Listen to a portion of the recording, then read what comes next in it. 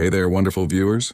If you're enjoying my content, please take a second to hit that like button. It really helps the YouTube algorithm show my videos to more people. Don't forget to subscribe if you haven't already. Now grab your favorite drink, sit back, relax, and let's dive into today's story. I promise it'll be worth your time. I've always been drawn to the wilderness.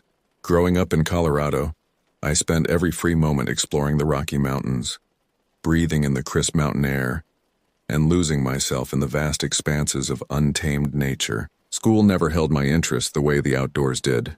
While my classmates pored over textbooks, I was busy learning the language of the forest, the whisper of wind through pine needles, the soft crunch of leaves underfoot, the distant cry of an eagle soaring overhead. At 18, fresh out of high school with no clear direction, I found myself drawn to the structure and promise of adventure offered by the military. The Army seemed like a natural fit for someone like me, someone who craved challenge and thrived in rugged environments. Little did I know that my love for the wilderness and my newfound military career would converge in a way I never could have imagined. In the heart of Oklahoma's Wichita Mountains, Fort Sill, my first duty station, was a far cry from the towering peaks of my Colorado home. The landscape was different. Rolling prairies punctuated by ancient granite mountains weathered by time into craggy outcrops and mysterious boulder fields. But there was a raw beauty to it, a sense of history etched into every rock and gnarled oak tree. In those early days at Fort Sill, I threw myself into training with the same enthusiasm I'd always had for outdoor pursuits. The physical demands were grueling, but I relished the challenge.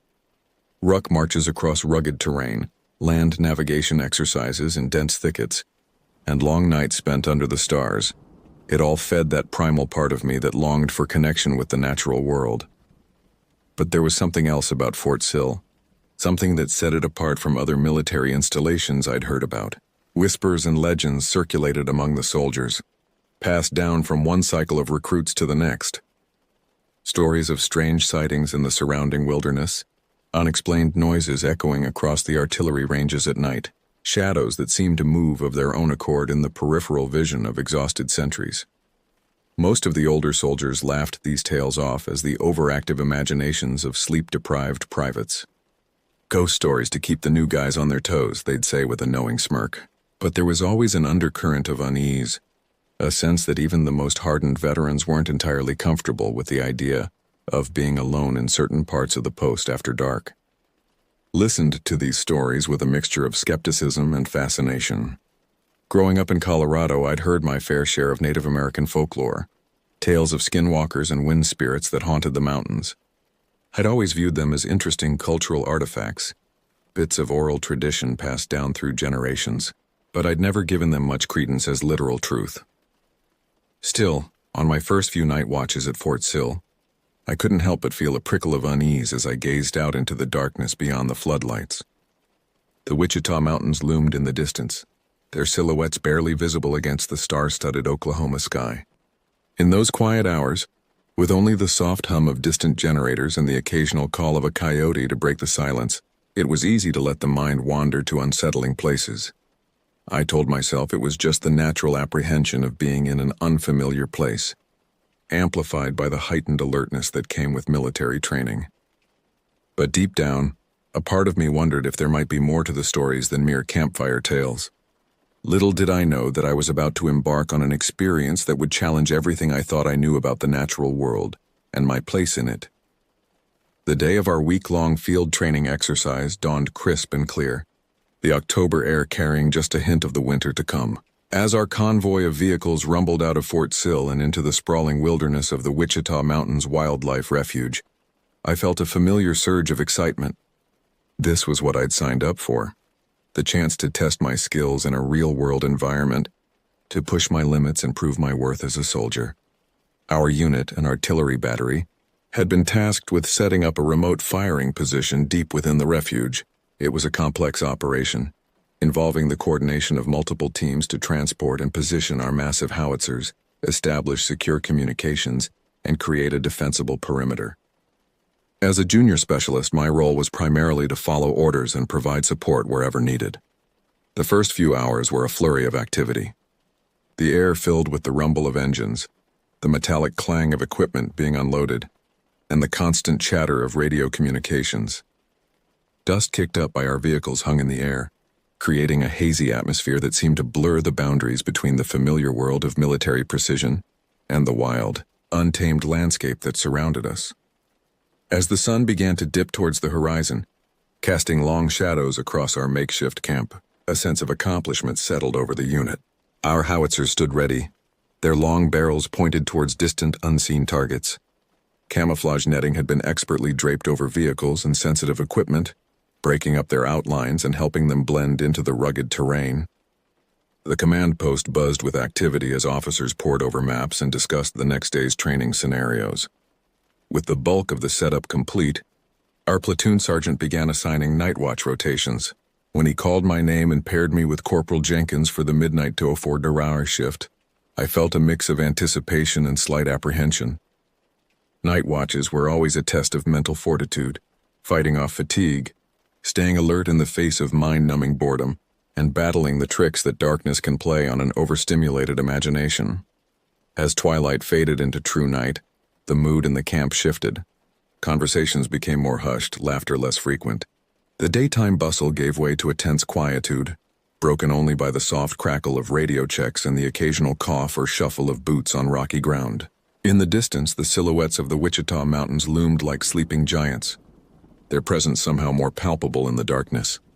I busied myself with final preparations for the long night ahead, checking the charge on my radio, adjusting the red lens on my headlamp, and triple-checking that my M4 carbine was clean and ready for use if needed. As I worked, I couldn't shake a growing sense of unease.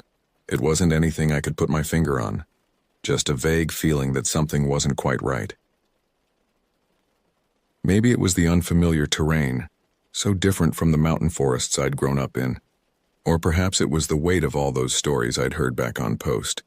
Tales of strange encounters and inexplicable phenomena out here in the wilderness.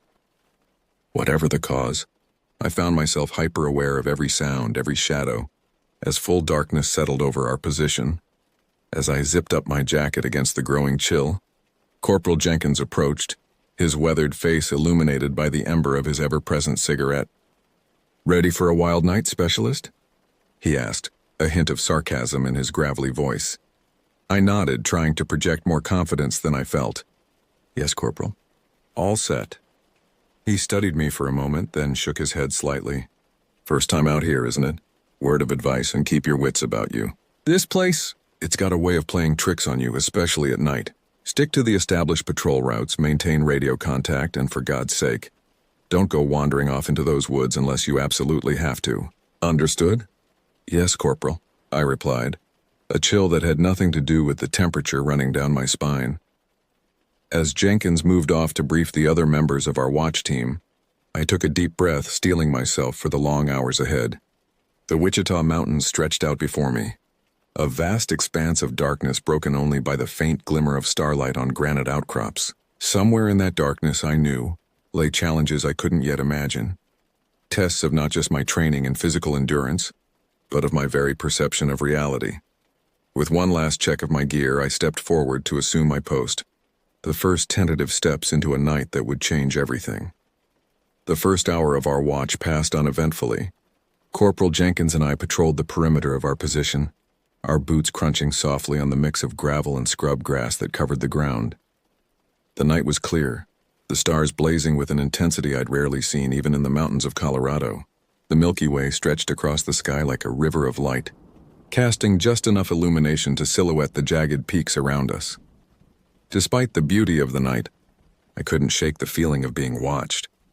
Every rustle in the underbrush, every shadow that seemed to move in the corner of my eye sent a jolt of adrenaline through my system.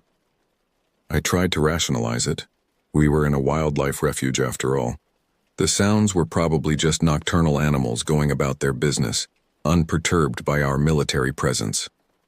Around Owanmu, Jenkins decided to split up to cover more ground. "You take the eastern perimeter," he said, gesturing towards a line of scrub oaks that marked the edge of our position. "I'll cover the west. Radio check every 15 minutes. And remember what I said, stick to the patrol route." I nodded, squaring my shoulders and gripping my M4 a little tighter as I set off towards my assigned sector. The eastern perimeter skirted the edge of a dense thicket, the trees casting deep shadows that seemed to writhe and twist in my peripheral vision. I forced myself to focus on the task at hand, scanning the area methodically, just as I'd been trained. As I walked, I found myself whistling softly, an old habit from my hiking days, a way to break the oppressive silence and announce my presence to any wildlife that might be startled by a human's sudden appearance. The tune that came to my lips was Colonel Bogey March, its jaunty melody incongruous with the tense atmosphere. Had just reached the furthest point of my patrol route when I heard it, a sound that stopped me dead in my tracks. A cough. Not the bark of a coyote or the rustle of wind through leaves, but a distinctly human cough coming from the thicket to my right. My heart began to race. We weren't supposed to have any other units in this area. Could it be an infiltrator? Someone trying to test our perimeter security? Or worse, had someone from our unit wandered off and gotten lost? Corporal Jenkins? I called out, my voice sounding thin and uncertain in the vast night. Is that you? There was no response, just the soft whisper of wind through the trees and the pounding of blood in my ears. I swept my rifle towards the source of the sound, flicking on my weapon light to illuminate the dense undergrowth. The beam cut through the darkness, casting stark shadows that seemed to dance and leap with a life of their own. And then I saw it. At first, I thought it was just a trick of the light, a random pattern of shadows and foliage that my stressed mind was interpreting as a human form. But as I focused, the shape became clearer, more defined. It was a figure standing perhaps 20 feet away, partially obscured by a gnarled oak tree. The sight hit me like a physical blow. Every instinct screamed at me to run, to radio for help, to do something. But I stood frozen, my training warring with primal fear as I tried to make sense of what I was seeing. The figure was dressed in what looked like a military uniform, but one that was decades out of date, ragged and worn, hanging loosely on a frame that seemed simultaneously too thin and too tall to be natural.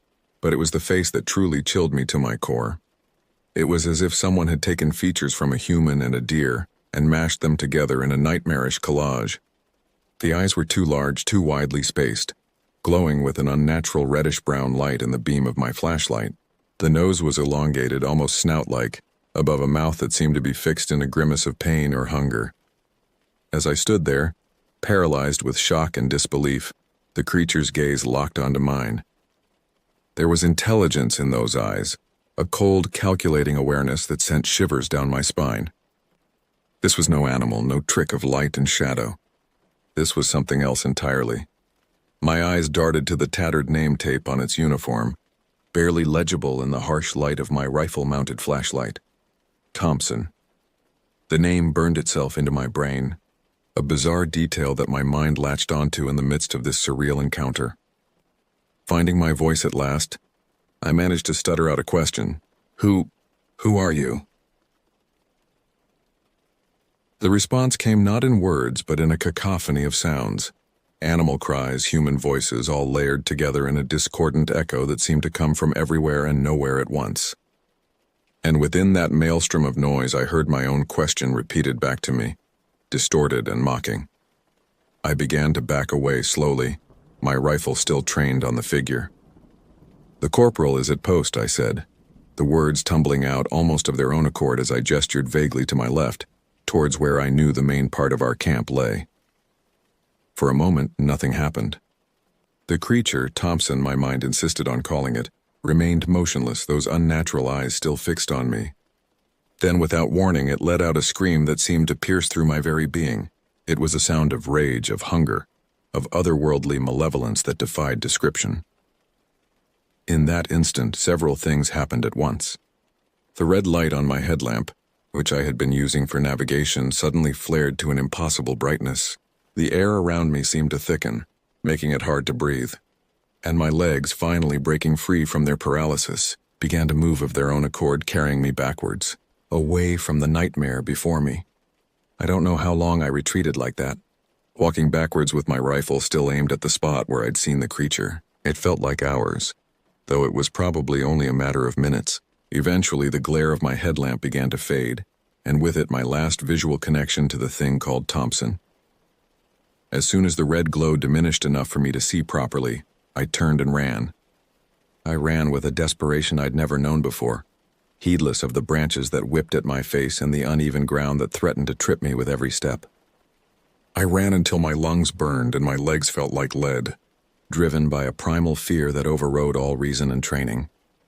I burst out of the tree line and into the clearing where we'd parked our vehicles, nearly colliding with Corporal Jenkins, who was leaning against the hood of a Humvee, cigarette in hand.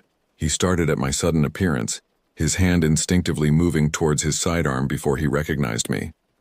"What the hell, Specialist?"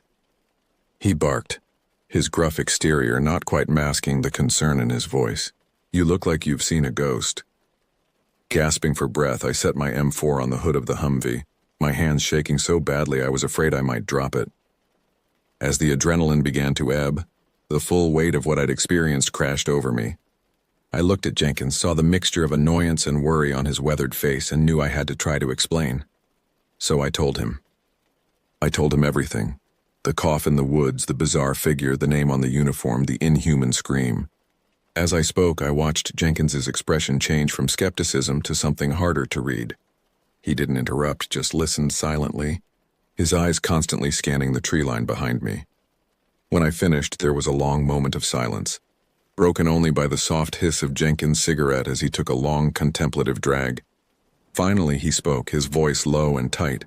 "Specialist," Jenkins said, his voice barely above a whisper, "go wake the next shift, and don't go back into those woods." There was something in his tone that sent a fresh wave of chills down my spine.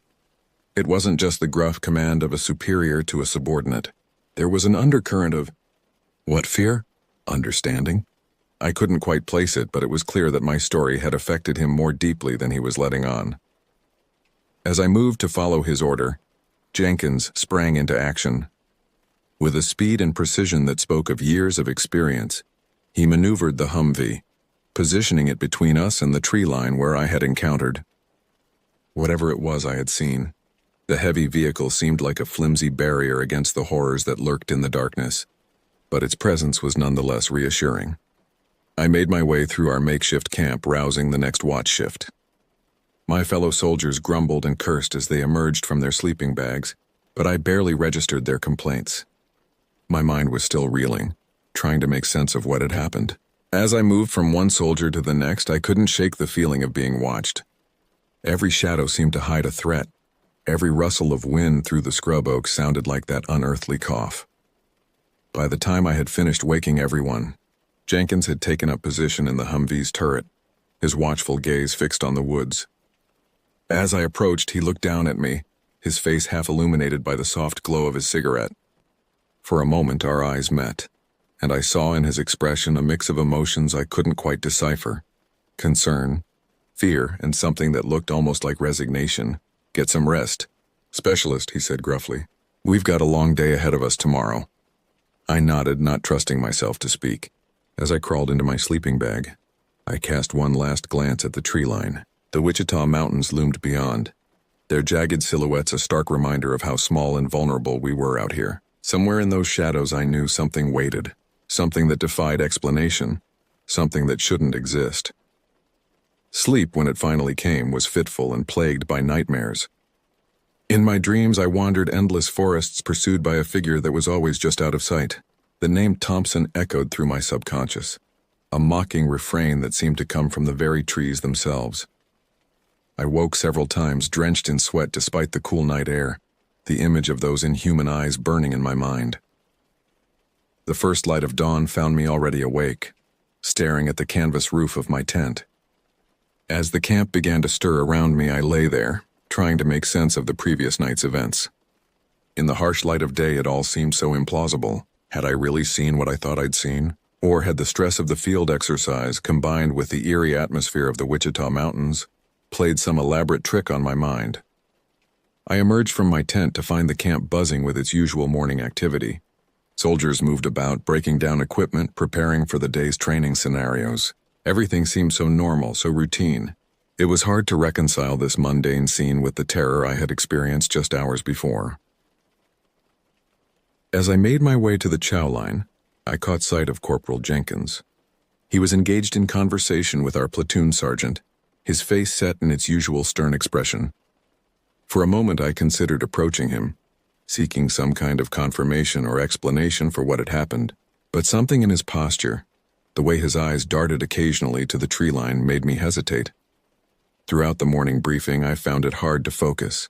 The lieutenant's words about artillery placements and simulated enemy positions washed over me, barely registering. My mind kept drifting back to the woods, to that bizarre encounter.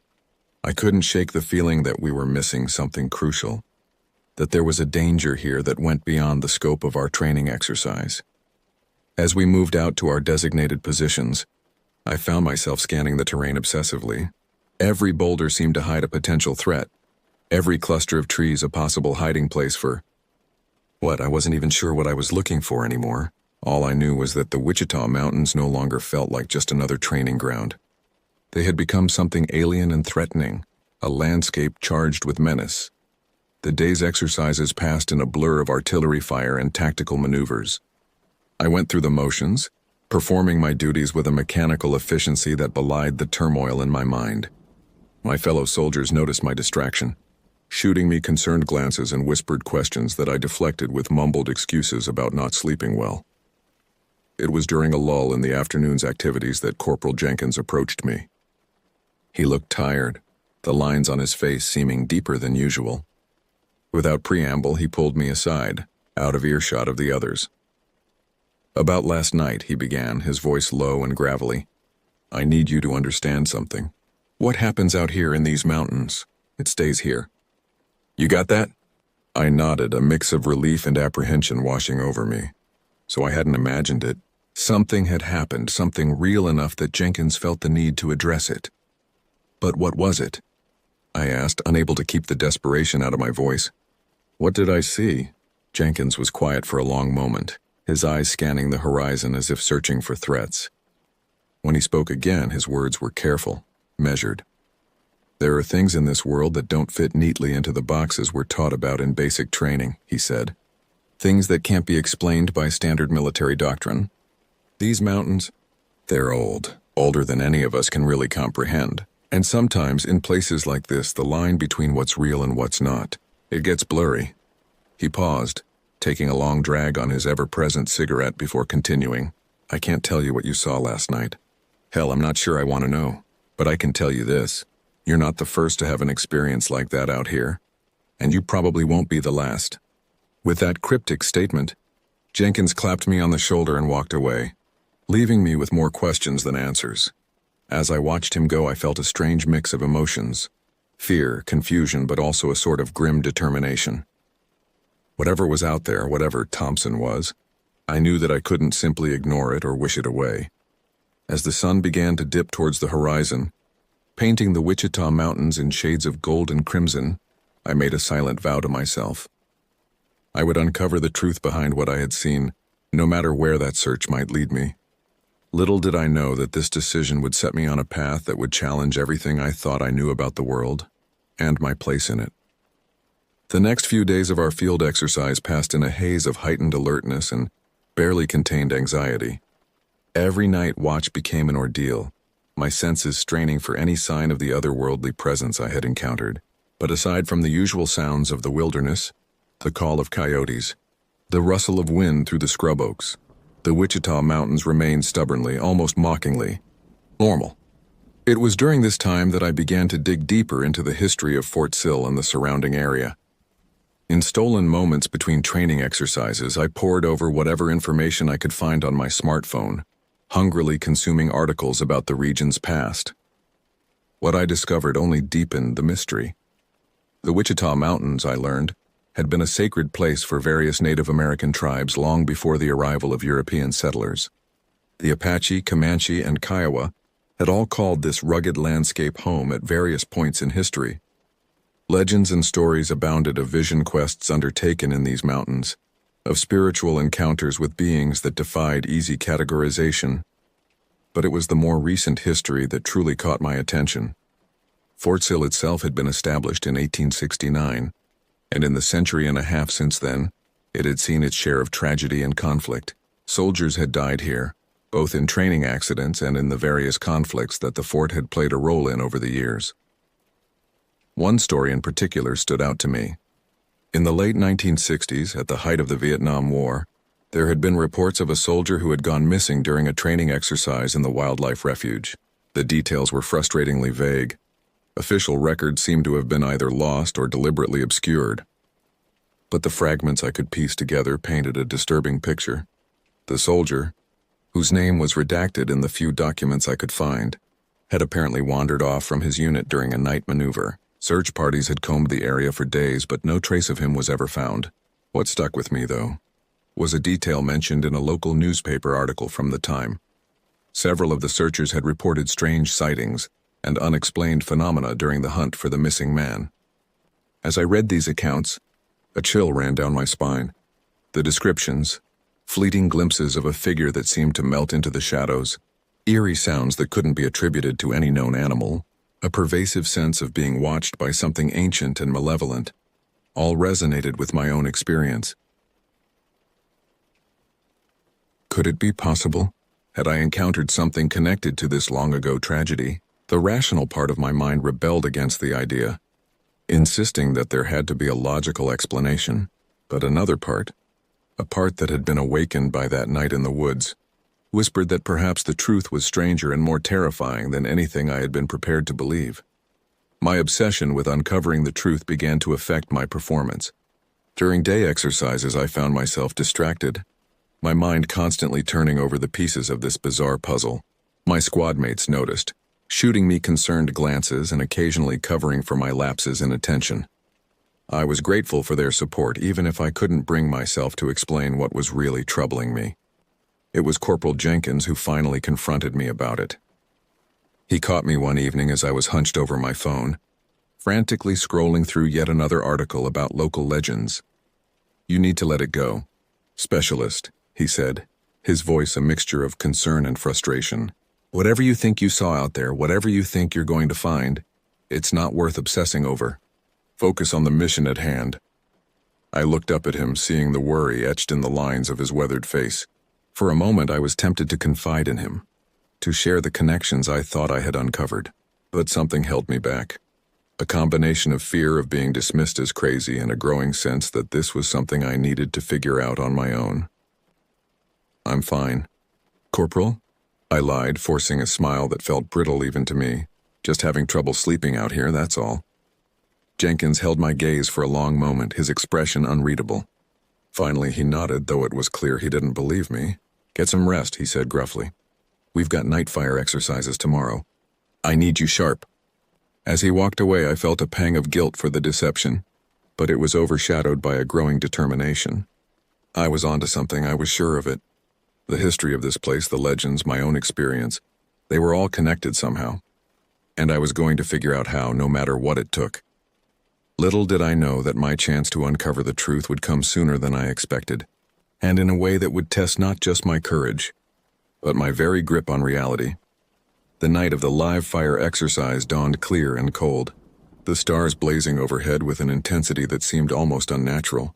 As our unit moved into position, the massive hulks of the howitzers looming against the star-studded sky, I felt a sense of anticipation mixed with dread. Something about the night felt charged, as if the very air was alive with potential energy. Our objective was straightforward, a series of simulated enemy positions scattered throughout a nearby valley. We were to provide artillery support for a hypothetical infantry assault, demonstrating our ability to deliver accurate fire under nighttime conditions.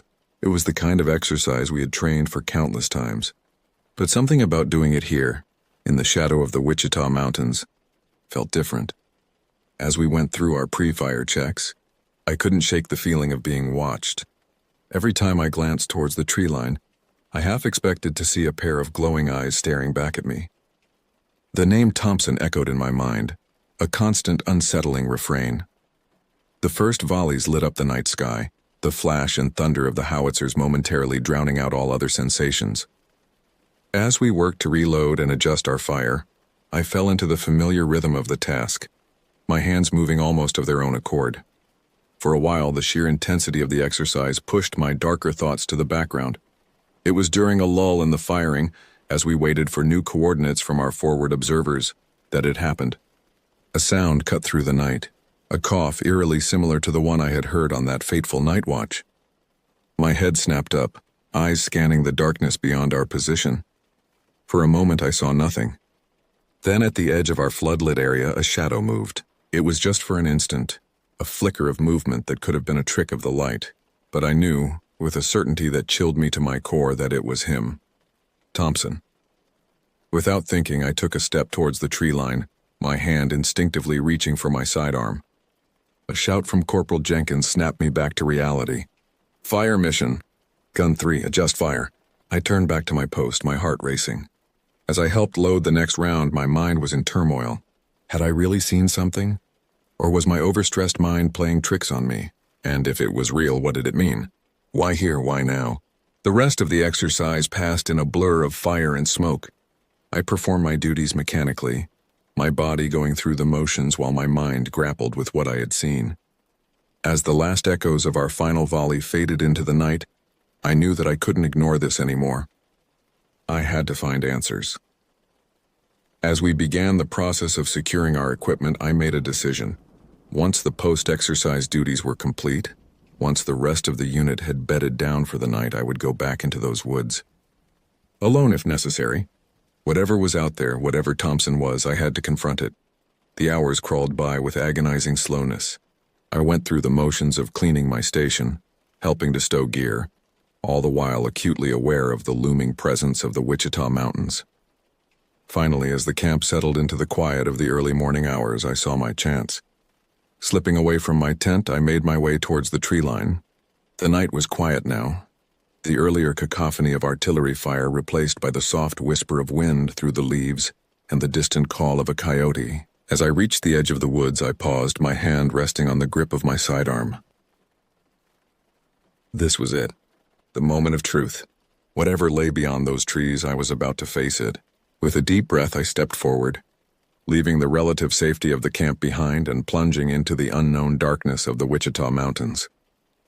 The woods seemed to close in around me as I moved deeper into their depths. The beam of my flashlight carved a narrow path through the darkness, illuminating gnarled tree trunks and dense underbrush. Every shadow seemed to move. Every rustle of leaves sent a jolt of adrenaline through my system.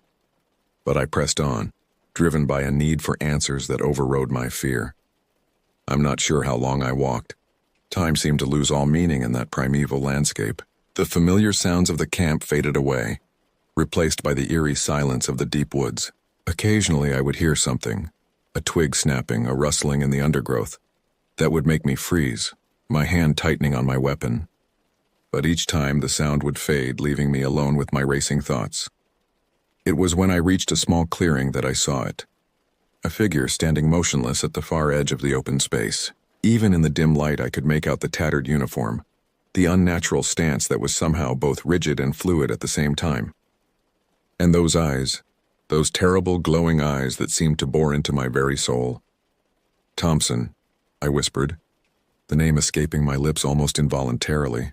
The figure didn't move, didn't react in any way to my presence. It just stood there watching me with that unblinking gaze. Gathering my courage, I took a step forward. "Who are you?" I called out, my voice sounding thin and weak in the oppressive silence of the clearing. "What do you want?" For a long moment there was no response. Then slowly the figure began to move. Its movements were jerky, unnatural, as if it was a marionette being controlled by an unskilled puppeteer. As it stepped into the full beam of my flashlight, I felt my breath catch in my throat. Up close, the creature was even more terrifying than I remembered. Its face was a nightmarish blend of human and animal features. The skin stretched tight over protruding bones. The uniform hung in tatters from its emaciated frame, the name tape barely legible. Thompson. Thompson, it echoed, its voice a discordant mix of human speech and animal growls. Thompson, Thompson, Thompson. The name repeated like a mantra, growing louder with each iteration.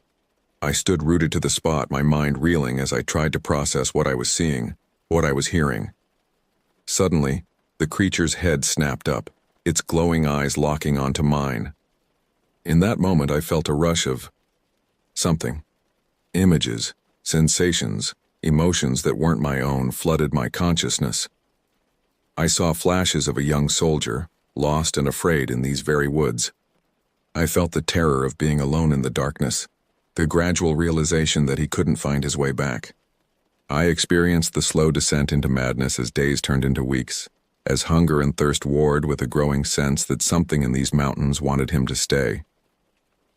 And then, at the end, a choice. A terrible, impossible choice offered by something ancient and powerful that dwelled in the depths of the Wichita Mountains, a chance at a kind of survival, but at a cost that would strip away his humanity. As quickly as it had come, the flood of impressions receded.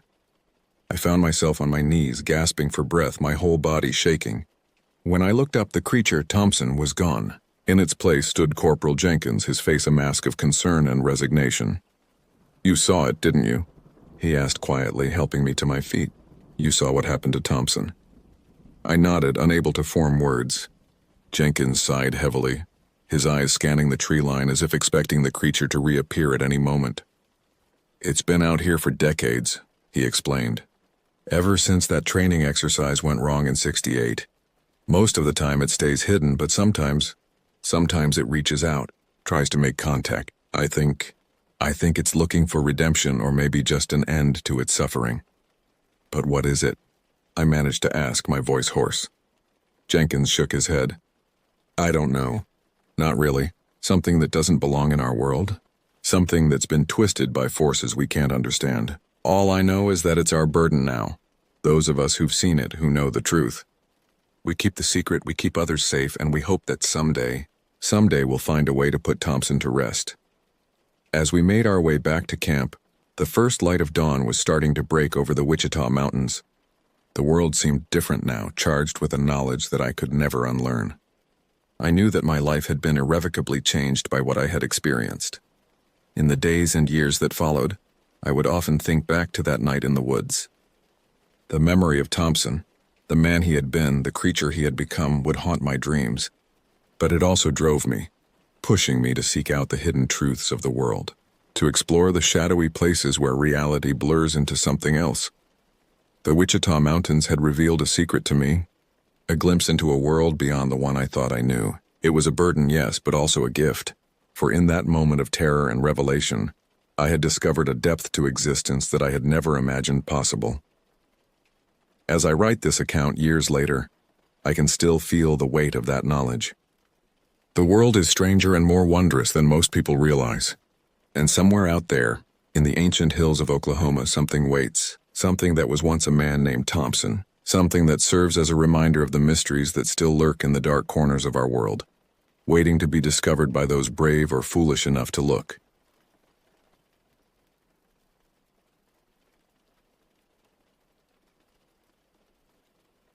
The warm breeze of early March caressed my face as I stepped out of my car, breathing in the crisp air that hinted at the approaching spring. It was an unusually pleasant Saturday afternoon, the kind that beckons you outdoors after months of winter hibernation. I couldn't help but smile as I saw my friends pull up in their vehicles, their faces mirroring my excitement for the adventure that lay ahead. There were 5 of us in total: myself, 2 sisters I'll call Kara and Lena, and our friends Tom and Ryan. We were all in our early 20s, that age where the world still feels full of mystery and potential. Our shared love for the outdoors and fascination with the unknown had brought us together for countless adventures. But little did we know that this particular outing would leave an indelible mark on our psyches. As we gathered our gear from our cars, I couldn't help but notice how the sun seemed to dance through the leaves of the towering trees that surrounded the parking lot of the nature preserve. The Illinois landscape stretched out before us, a tapestry of green and brown hues that promised both beauty and secrets. "Everyone ready?" I called out, shouldering my backpack filled with our ghost hunting equipment. It was a hodgepodge of devices we'd collected over the years: EMF meters, digital voice recorders, and even an infrared camera.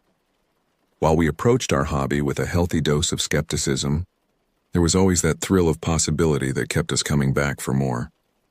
Kara, the older of the 2 sisters, adjusted her thick glasses and gripped her white cane tightly. Her visual impairment never dampened her adventurous spirit, and I admired her courage. "Ready as I'll ever be," she replied with a grin. "Just don't let me fall into any creepy sinkholes, okay?" Her sister Lena laughed, linking arms with her. "Don't worry, I've got you." The though I can't promise I won't push Tom in if he keeps making those terrible puns. Tom feigned offense, clutching his chest dramatically. My puns are a national treasure, I'll have you know. Ryan, the quietest of our group, simply nodded and fell into step beside me as we approached the trailhead. The wooden sign marking the entrance to the preserve seemed to loom over us, the carved letters spelling out a warning that, in hindsight, we should have heeded more carefully. Caution. Trails close at sunset. No overnight camping. As we passed the sign, a shiver ran down my spine despite the warmth of the day. I brushed it off as excitement, but looking back, I wonder if it wasn't some primal instinct trying to warn me of the horrors that awaited us in those seemingly innocent woods. The trail stretched before us, a winding path that disappeared into the dense foliage. The earth was still soft and slightly muddy from recent rains, releasing a rich, earthy scent with each step we took. Birds chirped overhead, their melodies a soothing backdrop to our excited chatter. "So, what's the plan?" Ryan asked, his eyes scanning the tree line as if expecting something to jump out at any moment. I pulled out a map of the preserve I'd printed earlier. I thought we'd take the longer trail today. It loops around the entire preserve and should give us plenty of time to do some investigating before sunset. Lena peered over my shoulder at the map. "Looks like it passes by some of the older parts of the forest. Maybe we'll pick up some residual energy from the early settlers." Tom snorted. "Or maybe we'll just pick up some ticks." Did everyone remember their bug spray? As we set off down the trail, the canopy above us grew thicker, dappling the sunlight and creating an almost ethereal atmosphere. The preservation efforts in this area had left much of the forest untouched for decades, and it showed in the gnarled roots that crisscrossed our path and the moss-covered rocks that seemed to whisper of ages past.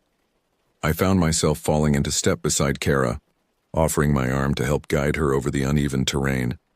Her cane tapped rhythmically against the ground, a sound that would become eerily absent later in our journey. "Tell me what you see," Kara requested, her unseeing eyes staring straight ahead. I took a moment to really observe our surroundings, wanting to paint a vivid picture for her. "The trees here are ancient," I began, my voice low and reverent. "Their trunks are wider than any of us could hope to wrap our arms around, and they stretch so high it's hard to see where they end.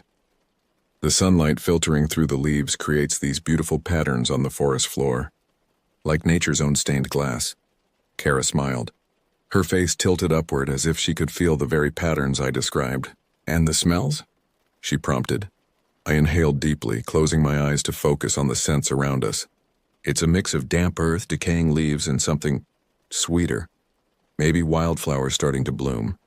There's also a hint of pine, and that unique scent that only comes from really old trees." As we continued our hike, I couldn't shake the feeling that we were being watched. Every rustle of leaves, every snapping twig seemed to carry more weight than it should. I chalked it up to the heightened awareness that came with our ghost hunting mindset. But in retrospect, I wonder if it wasn't something more sinister already taking notice of our presence. The first hour of our hike passed uneventfully. We stopped occasionally to take readings with our equipment or to simply admire the beauty of the preserve. Tom's excitement was palpable as he regaled us with local legends and historical tidbits about the area. "Did you know that this land was considered sacred by some of the indigenous tribes?" he asked, his voice hushed as if sharing a great secret. "They believed it was a thin place where the veil between worlds was at its weakest." Ryan raised an eyebrow. "Thin place? You mean like where ghosts can cross over more easily?" Tom nodded enthusiastically. "Exactly. And not just ghosts. Some cultures believe all sorts of entities can slip through in places like this." I felt Kara's grip on my arm tighten slightly. "Let's hope we don't run into anything too unfriendly then," she said, her tone light but with an undercurrent of unease. As the afternoon wore on, the forest around us seemed to grow denser, the air heavier. The cheerful birdsong that had accompanied the start of our journey gradually faded, replaced by an unsettling silence broken only by our footsteps and the occasional rustle of unseen creatures in the underbrush. It was Lena who first noticed the change in atmosphere. "Is it just me or does something feel off?" she asked, her eyes darting nervously from tree to tree. I paused, taking stock of our surroundings. The shadows had lengthened, stretching like grasping fingers across the forest floor. A cool breeze had picked up, carrying with it a scent I couldn't quite place and something acrid and unnatural. It's probably just getting close to sunset, I reasoned, trying to keep my voice steady despite the growing unease in the pit of my stomach. We should think about heading back soon. But as I turned to consult our map, a sound pierced the silence, a sound that would haunt my nightmares for months to come. It was a whistle, long and eerily melodic, echoing through the trees from somewhere behind us. In that moment, as 5 pairs of eyes met in shared terror, I realized that our innocent hike had just taken a turn into something far more sinister. The real horror of our journey was about to begin, and none of us were prepared for what lay ahead in the gathering darkness of those cursed woods. As the last echoes of that haunting whistle faded into the encroaching twilight, an oppressive silence fell over our group. We stood frozen, our eyes darting between each other in the deepening shadows that seemed to pulse with malevolent intent. Kara's grip on my arm tightened to the point of pain. "What was that?" she whispered, her unseeing eyes wide with fear. I swallowed hard, my mouth suddenly dry. "I'm not sure," I admitted, hating the tremor in my voice. "It could have been a bird, or maybe—" "That was no bird," Tom interrupted, his usual jovial tone replaced by one of grim certainty. "I've never heard anything like that in my life." The weight of his words settled over us like a shroud. As an avid outdoorsman and amateur ornithologist, Tom's knowledge of local wildlife was extensive. If he couldn't identify the sound, it meant we were dealing with something unknown and potentially dangerous. Ryan, ever the pragmatist, was the first to break out of our collective stupor. "We need to get moving," he said, his voice low and urgent. "It's getting dark fast, and I don't want to be out here if whatever made that sound decides to get curious about us." His words spurred us into action. I fumbled in my backpack for our flashlights, handing them out with shaking hands. As the beams of light cut through the gathering gloom, I couldn't shake the feeling that we were illuminating ourselves for some unseen predator. "Okay, let's stay close together," I instructed, trying to project a calm I didn't feel. "Kara, you keep hold of my backpack. Lena, you and Tom take the lead. Ryan, bring up the rear. We're going to head back the way we came, as quickly and quietly as we can." As we set off down the trail, the forest seemed to close in around us. The trees, which had appeared so majestic and awe-inspiring earlier in the day, now loomed like silent sentinels, their branches reaching out like gnarled fingers ready to snatch us from the path. The soft earth that had cushioned our steps on the way in now seemed to cling to our feet, as if trying to hold us back.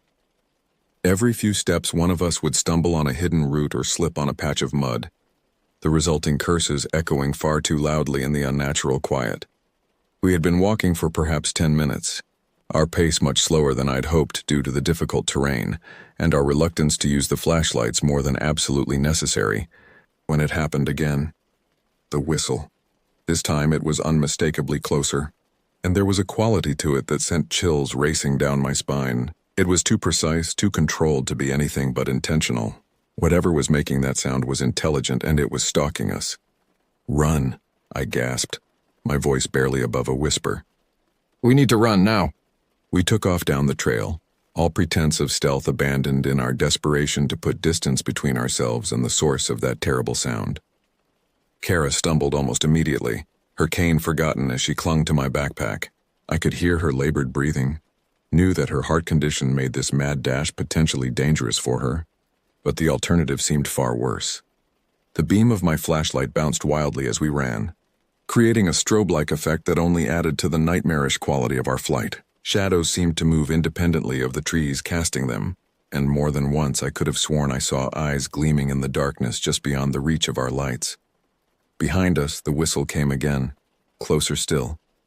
It had changed somehow, taken on a mocking quality, as if whatever was pursuing us was toying with its prey. The thought sent a fresh surge of adrenaline coursing through my veins. "There!" Lena's shout cut through the sound of our pounding footsteps and ragged breathing. "I can see lights through the trees." Sure enough, the faint glow of civilization was visible through the thinning foliage. We had veered off the main trail in our panic, but by some miracle, we were approaching the edge of the preserve where it bordered a residential area. "Head for the road," I called out, remembering the layout from our map. "If we can make it there, we'll be in the open." We altered our course, crashing through the underbrush with reckless abandon. Branches whipped at our faces and tore at our clothes, but we pressed on, driven by pure animalistic fear. The whistle came once more, so close now that I was certain if I turned, I would see our pursuer. But I didn't dare look back, focusing instead on the steep embankment that separated us from salvation. We hit the slope at full speed, scrambling up the loose dirt and exposed roots. I heard a cry of pain behind me and turned to see Kara had lost her grip on my backpack. She was sliding back down the hill, her hands scrabbling for purchase in the soft earth. Without thinking, I lunged for her, managing to grab her wrist. "I've got you," I yelled, straining to pull her up even as I felt myself being dragged down. For one terrifying moment, I was certain we were both going to tumble back into the waiting darkness. Then Ryan was there, his strong hands gripping my shoulders, anchoring us both. With a Herculean effort, we managed to haul Kara up onto level ground. We lay there for a moment, gasping for air, our bodies trembling with exertion and fear. The road was just feet away now, the streetlights casting a warm, welcoming glow that seemed to push back the oppressive darkness of the forest. But as we staggered to our feet, preparing to make the final dash to safety, a sound froze us in place. It wasn't the whistle this time, but something far worse. Laughter. Low, guttural, and utterly inhuman, it bubbled up from the depths of the forest below us. It was a sound of cruel amusement, of a predator delighting in the terror of its quarry, and it was coming from multiple directions. "Oh God," Tom whimpered, his earlier bravado completely shattered. "There's more than one." The realization hit us all like a physical blow. Whatever had been stalking us through the woods, it wasn't alone. And now we stood exposed on the crest of the hill, caught between the safety of the road and the nameless horrors that waited in the shadows. As the laughter grew louder, seeming to surround us completely, I knew we had only moments to make a decision that could mean the difference between life and death. The road beckoned, promising safety, but could we make it in time? Or would we be snatched away mere feet from salvation, dragged back into the hungry darkness that pulsed behind us? With hearts pounding and breaths coming in ragged gasps, we faced a choice that would haunt us long after this night was over. And as the laughter reached a fever pitch, I knew that whatever decision we made, our lives would never be the same again. The laughter crescendoed, a cacophony of inhuman mirth that seemed to vibrate through the very air around us. In that moment of paralyzing terror, time seemed to stretch and warp, each second feeling like an eternity as we stood frozen on the precipice between salvation and doom. It was Kara who broke the spell, her unseeing eyes wide with panic. "We have to move," she cried, her voice cracking with fear. "Please, we can't stay here." Her words jolted us into action. Without conscious thought, we surged forward as one, half running, half stumbling onto the asphalt of the road. The sudden transition from soft earth to hard pavement was jarring, and I nearly lost my footing. But the fear of what lurked behind us drove me onward, my legs pumping mechanically even as my lungs burned for air. The streetlights cast pools of sickly yellow illumination, creating islands of false safety in a sea of encroaching darkness. We ran from one circle of light to the next as if they were stepping stones across a treacherous river. Behind us, the laughter had ceased, replaced by an eerie silence that was somehow even more terrifying. The absence of sound made the hairs on the back of my neck stand on end, and I couldn't shake the feeling that we were being watched, evaluated like mice in a maze by some cruel, unseen observer. "Where are we going?" Tom gasped between labored breaths as we ran. I realized with a sinking feeling that in our panic we had fled in the opposite direction of where we had parked our cars. The unfamiliar suburban landscape stretched out before us, a maze of identical houses and manicured lawns that offered no clear path to safety. "We need to find help," I panted, my eyes darting frantically from house to house as we ran. Maybe someone will let us use their phone, call for a ride. But as we passed house after house, a new kind of dread began to settle over us. Every home we passed was dark, silent, lifeless. No porch lights, no warm glow of television screens through windows, not even the faint flicker of a nightlight. It was as if the entire neighborhood had been abandoned. "This isn't right," Lena whispered, her voice tight with fear. "Where is everyone?" I didn't have an answer for her. The emptiness of the street was unnatural, oppressive. Even the ambient sounds of a typical suburban night, distant traffic, the hum of air conditioners, the occasional bark of a dog, were conspicuously absent. The only sounds were our ragged breathing and the slap of our feet against the pavement. We slowed our pace, the initial burst of adrenaline fading and leaving us weak-kneed and trembling. Kara leaned heavily against me, her breath coming in short, sharp gasps that worried me. I knew her heart couldn't take much more of this strain. "We need to stop," I said, hating the decision even as I made it. "Just for a minute, to catch our breath and figure out where we are." We huddled together under a streetlight, its harsh glare doing little to dispel the shadows that seemed to press in around us. Ryan pulled out his phone, and for a moment hope flared in my chest. But it was quickly extinguished. "No signal," he muttered, his face ghostly in the blue light of the screen. "And the GPS isn't working either. It's like we're in some kind of dead zone." Tom let out a strangled laugh. "Dead zone. Great choice of words, buddy." I was about to reprimand him for the morbid joke when a sound cut through the unnatural silence. It was faint at first, barely perceptible, but it grew louder with each passing second. The whistle. That same haunting melody that had chased us from the woods. But this time it wasn't coming from behind us. It was ahead, somewhere in the maze of dark houses and empty streets. "No," Kara moaned, her grip on my arm painfully tight. No. It can't be, but it was. Whatever had been stalking us in the forest had somehow gotten ahead of us. The realization hit me like a physical blow, leaving me dizzy and nauseous. We weren't being chased. We were being herded. "We need to go back," Lena said, her voice shaking. "Back to the preserve. To our cars." It was a terrible option, but it was the only one we had. With trembling hands, I helped Kara to her feet, and we turned as one to retrace our steps. But we had only gone a few paces when another whistle rose from the darkness. This one from the direction we had come, then another from our left, and another from the right. We were surrounded. "Oh God," Tom whimpered, spinning in place as if trying to keep all directions in view at once. "What do we do? What do we do?" I opened my mouth to respond, though I had no idea what I was going to say. But before I could utter a word, every streetlight on the block went out simultaneously, plunging us into total darkness. For a moment, there was only the sound of our panicked breathing and the rapid drumming of my own heart. Then from the impenetrable blackness around us came the laughter. Not from one source or even several, but from everywhere at once. It was as if the very night itself was mocking our fear. In that moment of pure primal terror, I felt something fundamental shift inside me. The world I thought I knew, with its rules and logic and comforting predictability, crumbled away. In its place was something older, darker, hungry. Whatever was out there in the dark, it wasn't just toying with us. It was savoring our fear, feeding on our panic. And as the laughter grew louder, pressing in on us from all sides, I realized with horrible clarity that our ordeal was far from over. In fact, it was only just beginning. As the laughter echoed around us, a primal instinct took over. Without a word, we huddled closer together, forming a tight circle with our backs to each other. I could feel the trembling of my friends' bodies pressed against mine, hear the rapid, shallow breathing of pure terror. "We can't stay here." Ryan's voice was barely above a whisper. But in the oppressive silence between bursts of laughter, it sounded as loud as a shout. "We're sitting ducks." He was right, of course. But the thought of moving, of stepping out of our illusory circle of safety and into the waiting darkness was almost unbearable. Yet we had to do something, anything. "Okay," I said, trying to keep my voice steady. We moved together. Slow and quiet. "Kara, hold on to my backpack. Everyone else, link arms. We're going to head that way." I pointed towards what I hoped was the direction of a slight incline in the road.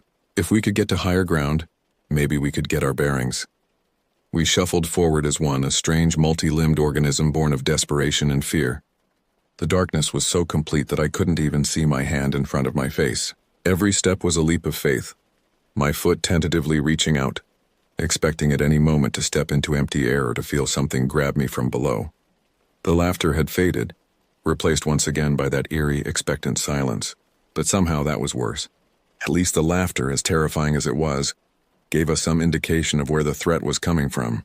Now, in the silence, it felt like eyes were watching us from every direction, unseen predators waiting for the perfect moment to strike.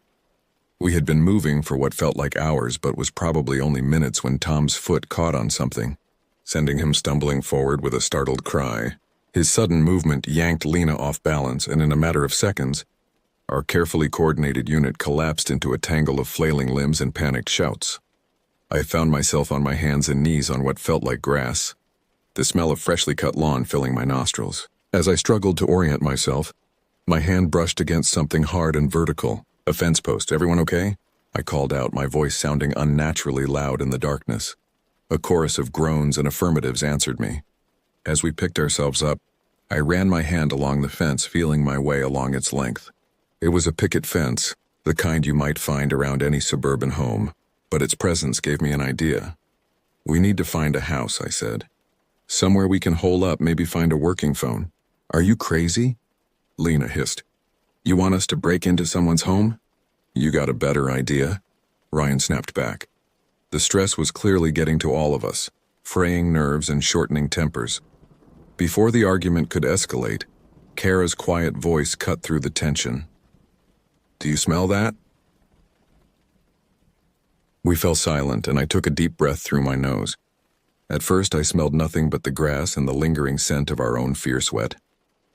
But then, carried on a faint breeze, I caught it. Wood smoke.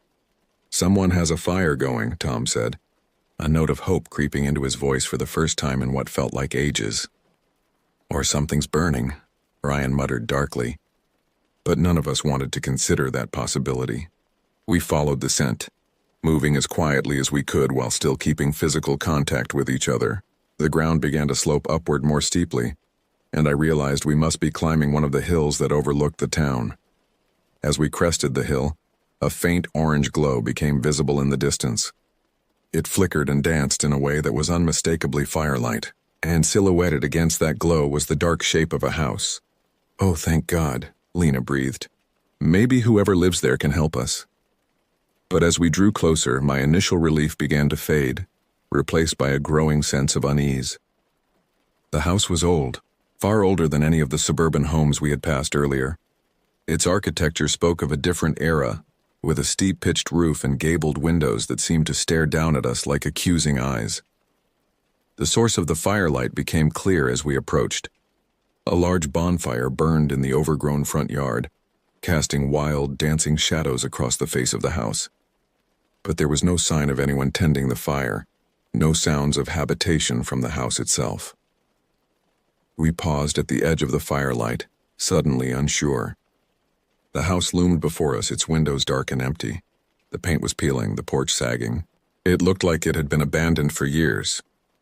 And yet someone had lit that fire. I don't like this, Tom whispered, voicing what we were all thinking. It feels like a trap. But we were exhausted, terrified, and out of options. Whatever lurked in the darkness behind us seemed far more threatening than this dilapidated old house. We have to try, I said, squaring my shoulders. Maybe there's a phone inside, or at least somewhere we can hide until morning. As we stepped into the circle of firelight, I couldn't shake the feeling that we were crossing a threshold, not just physically but metaphysically. We were entering another world, one where the rules we knew no longer applied. The creak of the porch steps under our feet seemed impossibly loud. At the front door, I raised my hand to knock, then hesitated. Something told me that the normal rules of social etiquette didn't apply here. Instead, I grasped the tarnished brass doorknob and turned it slowly. To my surprise, it moved easily under my hand. The door swung open with a long, drawn-out groan that set my teeth on edge. The interior of the house was cloaked in shadow, but as our eyes adjusted, shapes began to emerge from the gloom. Dusty furniture draped in white sheets, cobwebs hanging from the ceiling, and everywhere, the musty smell of age and neglect. We stepped inside, the floorboards creaking ominously beneath our feet. The door swung shut behind us with a dull thud that sounded horribly final. For a moment, we stood in silence, straining our ears for any sound that might indicate we weren't alone. But the only noise was the faint crackling of the bonfire outside and the rapid beating of our own hearts. Then, from somewhere deep within the house, came a sound that made my blood run cold. The long, melodic whistle that had haunted us through the forest and the empty streets. We weren't alone in the house after all. And whatever was in here with us, it had been waiting for us to arrive. The whistle hung in the air, its final notes seeming to vibrate through the very walls of the old house. We stood frozen in the entryway, Our bodies tense, ready to flee at the slightest provocation. But flee to where? The horrors of the forest and the empty streets suddenly seemed preferable to whatever awaited us in the depths of this decrepit dwelling. "We should go," Tom whispered, his voice cracking with fear. "Right now, this was a mistake." But before anyone could respond, a new sound filled the air. It was faint at first, barely perceptible over the pounding of my own heart, but it grew steadily louder, a mechanical grinding punctuated by clicks and whirs. "What is that?" Lena asked, her eyes wide in the gloom. As if in answer, lights flickered to life around us. Not the harsh glare of modern bulbs, but the warm, uneven glow of gas lamps. They sputtered and hissed as they came to life, casting long, dancing shadows across the walls. With the new illumination, I could finally take in our surroundings properly. We stood in a grand foyer, its former elegance now faded and tarnished by time. A wide staircase swept up to the second floor, its banister thick with dust. Ornate wallpaper peeling in places depicted scenes of a hunt, men on horseback pursuing a stag through dark woods. But as I looked closer, I realized with a chill that in some of the scenes, it was the stag that seemed to be hunting the men. The grinding sound was coming from a large grandfather clock that stood against one wall. Its pendulum swung with hypnotic regularity, but when I looked at its face, I saw that the hands were spinning backward at an impossible speed. "This isn't right," Kara murmured, her unseeing eyes darting back and forth as if trying to take in sounds that only she could hear. "The air, it feels wrong. Like it's too thick, too old." She was right. Each breath felt heavy, as if the air was saturated with the weight of years, of memories, of things long past but not forgotten. A door slammed somewhere above us, the sound reverberating through the house like a gunshot. We all jumped, huddling closer together instinctively. "Hello?"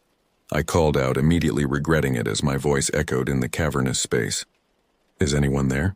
For a long moment there was no response. Then, so faintly that I thought I might have imagined it, came a child's laughter. It was followed by the patter of small, running feet, moving from somewhere upstairs to directly over our heads. "Okay, that's it," Ryan said, his voice tight with barely controlled panic. "We're leaving now." He turned towards the front door, reaching for the handle. But as his fingers touched the tarnished brass, the lamps flickered and went out, plunging us back into darkness. In the sudden blackness, I felt something brush past me. It was like a cold wind, carrying with it the scent of decay and the whisper of forgotten voices. I stumbled back with a startled cry, colliding with someone, Lena, I think, who let out a frightened yelp. Then, as suddenly as they had gone out, the lamps flared back to life. But the foyer had changed. The dust and cobwebs were gone. The wallpaper was vibrant and new, depicting its unsettling hunting scenes in vivid detail, and the air was filled with music, the tinkling notes of a piano drifting from a room to our left. "What's happening?" Tom's voice was barely above a whisper, his eyes wide as he took in our transformed surroundings. Before I could even begin to formulate a response, a figure appeared at the top of the stairs. It was a woman, dressed in the style of the early 1900s, her high-collared dress rustling as she descended towards us. Her face was pale, her eyes dark and sunken. "You're late," she said, her voice carrying a hint of reproach. "The others are already here. Come, he's waiting for you in the study." She gestured towards a door on our right, apparently oblivious to our modern clothing or the looks of abject terror on our faces. "Ma'am," I started, trying to keep my voice steady. "I think there's been a mistake. We're not—" But she cut me off with a sharp gesture. "No time for excuses. You know how he hates to be kept waiting, especially on a night like this." With that, she turned and glided away, disappearing through a door at the far end of the foyer. We stood in stunned silence for a moment, trying to process what we had just witnessed. Was this some kind of elaborate hallucination? A shared delusion brought on by fear and exhaustion? Did that just happen? Lena asked, her voice shaking. "Tell me I'm not going crazy." "If you are, we all are," Ryan replied grimly. Kara's grip on my arm tightened. "Something's very wrong here," she whispered. "I can feel it. This place, it's not just a house. It's something else." As if to punctuate her words, the whistle sounded again, but this time it seemed to come from everywhere at once, from the walls, the floor, the very air around us. And underlying it was that same cruel laughter we had heard in the forest and the empty streets. We were trapped in a nightmare, caught between the horrors that had chased us here, and whatever malevolent force held sway over this impossible house. And as the whistle faded, leaving behind an expectant silence, I knew we had no choice but to press on. "The study," I said, my mouth dry with fear. I think we need to go to the study." It was a terrifying prospect, stepping further into this house of impossibilities. But somehow I knew that our only hope of understanding what was happening and possibly finding a way out lay through that door. "Are you insane?" Tom hissed, his eyes wild with panic. "We can't go deeper into this. This madhouse. We don't have a choice," I replied, trying to project a confidence I didn't feel. "Whatever's happening here, whatever brought us to this place, I think we need to see it through." Ryan nodded grimly. "He's right. We're already in too deep. Our only way out is through." Lena and Kara exchanged a look, a silent communication born of years of sisterhood. Then Lena spoke, her voice quiet but determined. "We're with you, all of us together." Tom looked like he wanted to argue further, but something in our faces must have convinced him. He deflated visibly, shoulders slumping in resignation. "Fine. But if we die horribly, I'm blaming all of you in the afterlife." With our decision made, we turned as one towards the door the spectral woman had indicated. It loomed before us, the dark wood seeming to absorb the lamplight. As we approached, I could have sworn I saw shapes moving in the grain of the wood, twisted faces and grasping hands that vanished when I blinked. My hand trembled as I reached for the doorknob. The metal was ice cold to the touch, sending a shock up my arm. For a moment I hesitated, but then Kara's hand found mine, her touch anchoring me to reality, or what passed for reality in this nightmarish place. With a deep breath, I turned the knob and pushed the door open. The study beyond was dimly lit by a crackling fireplace and several oil lamps. Bookshelves lined the walls, their shelves sagging under the weight of ancient leather-bound tomes. A massive desk dominated the center of the room, its surface cluttered with papers, strange artifacts, and what looked disturbingly like human bones. But it was the figure behind the desk that commanded our attention.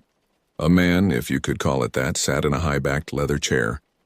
He was impossibly tall and thin, his limbs too long and jointed in all the wrong places. His skin was pale as milk, stretched tight over a face that was more skull than flesh. And his eyes.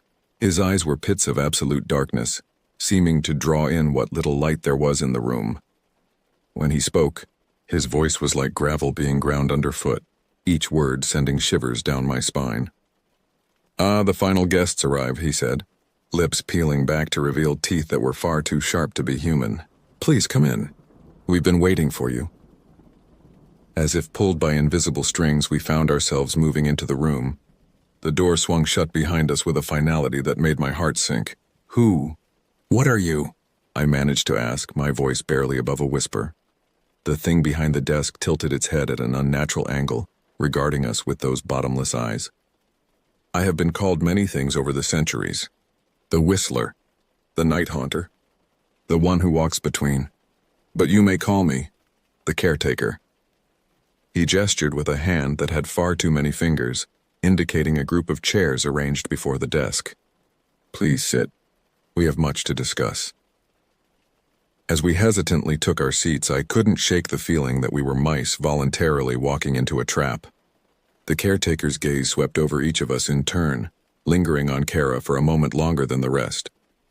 "Interesting," he murmured. "One who cannot see yet sees more clearly than most. You've brought me quite the intriguing group, my dear." This last was directed at a shadowy corner of the room, where I now noticed the woman from the foyer standing silently. "Now then," the caretaker continued, steepling his grotesquely elongated fingers, "I'm sure you have questions. Why you're here, what this place is, what I am. But before we get to that, I need you to understand something very important." He leaned forward, his face entering a pool of lamplight that did nothing to soften its horrifying features. "You are not here by accident. You were chosen, called. And now you face a choice that will determine not just your fates, but the fates of countless others." A chill ran through me at his words. I wanted to speak, to demand answers, but my voice seemed frozen in my throat. It was Kara who finally broke the silence, her unseeing eyes fixed unerringly on the caretaker's face. "What choice?" she asked, her voice steady despite the fear I could see etched in every line of her body. The caretaker's mouth stretched into what might have been a smile on a human face. On him it was a rictus of otherworldly glee. "Why, my dear, the choice to become like us, of course. To shed your mortal coils and embrace the night eternal, to become the hunters instead of the hunted." As his words sank in, I felt a wave of nausea wash over me. The laughter we had heard in the woods, the whistle that had haunted our steps, it had all been leading to this moment. "This impossible choice. And if we refuse?" Ryan asked, his voice tight with barely controlled anger. The caretaker's smile widened, revealing row upon row of needle-sharp teeth. "Then you become part of the hunt in a different capacity. After all, every predator needs prey." In that moment, as the full horror of our situation became clear, I realized that our ordeal in the woods had been just the beginning. The real nightmare was only just starting, and the decisions we made in this room would haunt us, one way or another, for the rest of our lives. Or perhaps, for all eternity. The silence that followed the caretaker's proclamation was deafening. I could hear the rapid, shallow breathing of my friends, smell the acrid stench of fear sweat that permeated the air. The crackling of the fire in the hearth seemed unnaturally loud, each pop and hiss making us flinch as if it were a gunshot. "This is insane," Tom finally sputtered, breaking the silence. "You can't seriously expect us to believe any of this. Eternal night, hunters? This has to be some kind of sick joke or a hallucination or something." The caretaker's gaze settled on Tom, and I saw my friend physically recoil from those bottomless eyes. "Oh, I assure you, young Thomas, this is no joke. Nor is it a hallucination. This is reality. A deeper, darker reality than the one you've known, but reality nonetheless." A chill ran through me at the casual use of Tom's name. How did this thing know who we were? As if reading my thoughts, the caretaker's lipless mouth twisted into another grotesque smile. "I know all about you. All of you. Rebecca, the self-appointed leader, always putting on a brave face even as doubt gnaws at your insides. Kara, blind to the physical world but gifted with a sight that goes beyond the veil. Lena, fiercely protective of your sister, willing to face any danger for her. Ryan, the skeptic, always searching for a logical explanation even in the face of the impossible. And Thomas, hiding your fear behind humor, desperate to believe this is all some elaborate prank." With each name, each eerily accurate description, I felt my grip on reality slipping further. This couldn't be happening. And yet, "What exactly are you offering?" Kara asked, her voice steady despite the trembling I could feel in her body next to mine. "And what's the catch?" The caretaker leaned back in his chair, regarding Kara with what almost looked like respect. "Straight to the point. I appreciate that." He gestured expansively with one elongated hand. "What I offer is power beyond your wildest dreams. The ability to move unseen through the night, to command the shadows themselves. Strength, speed, and senses far beyond mortal limits, and yes, a form of immortality. At the cost of our humanity," Lena interjected, her voice hard. "Humanity," the caretaker scoffed. "A fragile, fleeting thing. I offer you the chance to transcend such limitations." "And if we refuse?" Ryan asked, echoing his earlier question. The caretaker's expression darkened, the shadows in the room seeming to deepen in response to his mood. "Then, as I said, you become part of the hunt. Prey, to be pursued and consumed.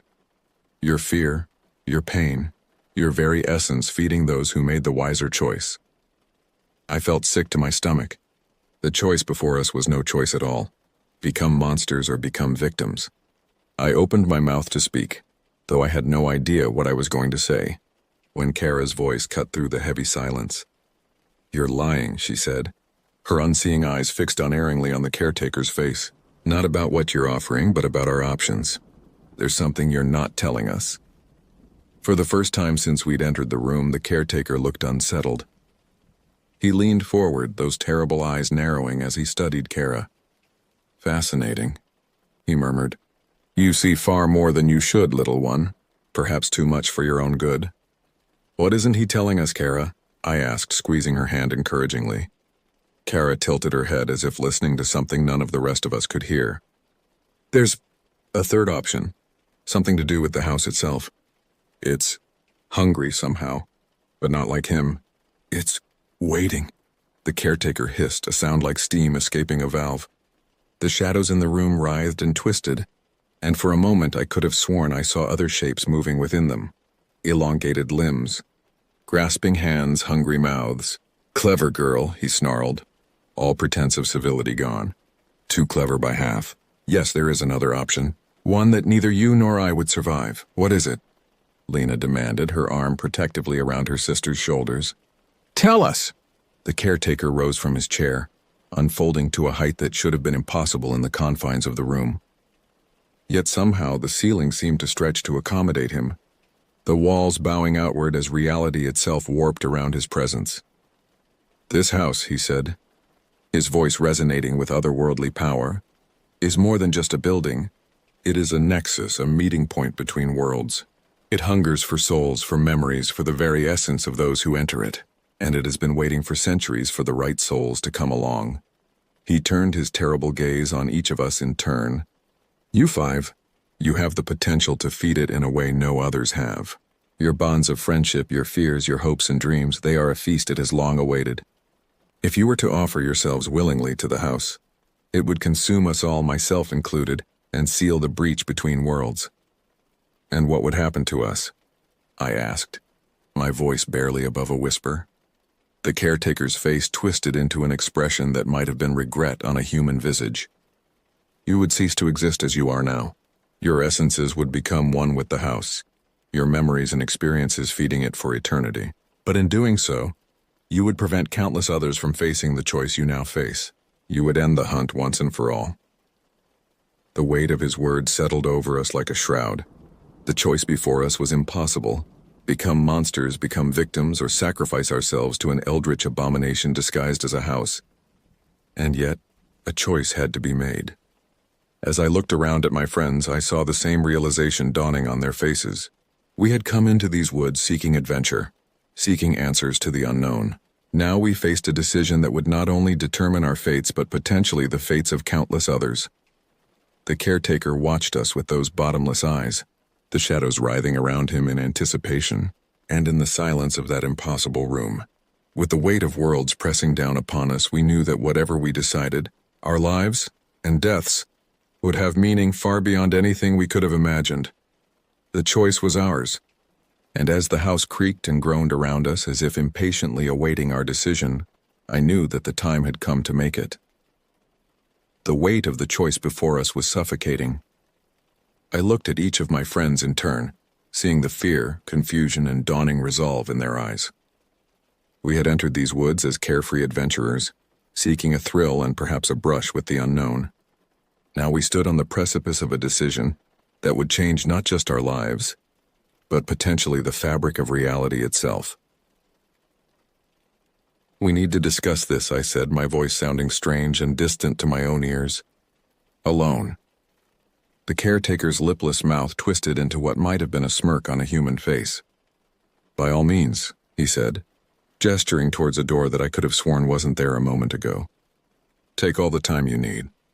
But remember, the night grows old, and with it, your window of choice narrows. We didn't need to be told twice. As one, we rose and moved towards the door, half expecting it to vanish or transform into something monstrous. But it opened easily at my touch, revealing a small, dimly lit sitting room beyond. As soon as we were all inside, the door swung shut behind us with a soft click. The sounds from the study, the crackling fire, the caretaker's rasping breath were instantly muffled, as if we had stepped into a different world entirely. For a long moment, we simply stood there, each lost in our own thoughts. It was Kara who finally broke the silence. We can't accept his offer, she said, her unseeing eyes somehow managing to meet each of ours in turn. Becoming whatever he is, it would mean losing everything that makes us human. Tom nodded vigorously. Agreed. I'd rather die as myself than live forever as some kind of monster. But if we refuse, Lena said softly, we become prey. And not just us, but who knows how many others after us. Can we condemn innocent people to that fate? Ryan, who had been uncharacteristically quiet, finally spoke up. What about the third option? Sacrificing ourselves to the house? A heavy silence fell over the room as we contemplated that possibility. It was horrifying to consider.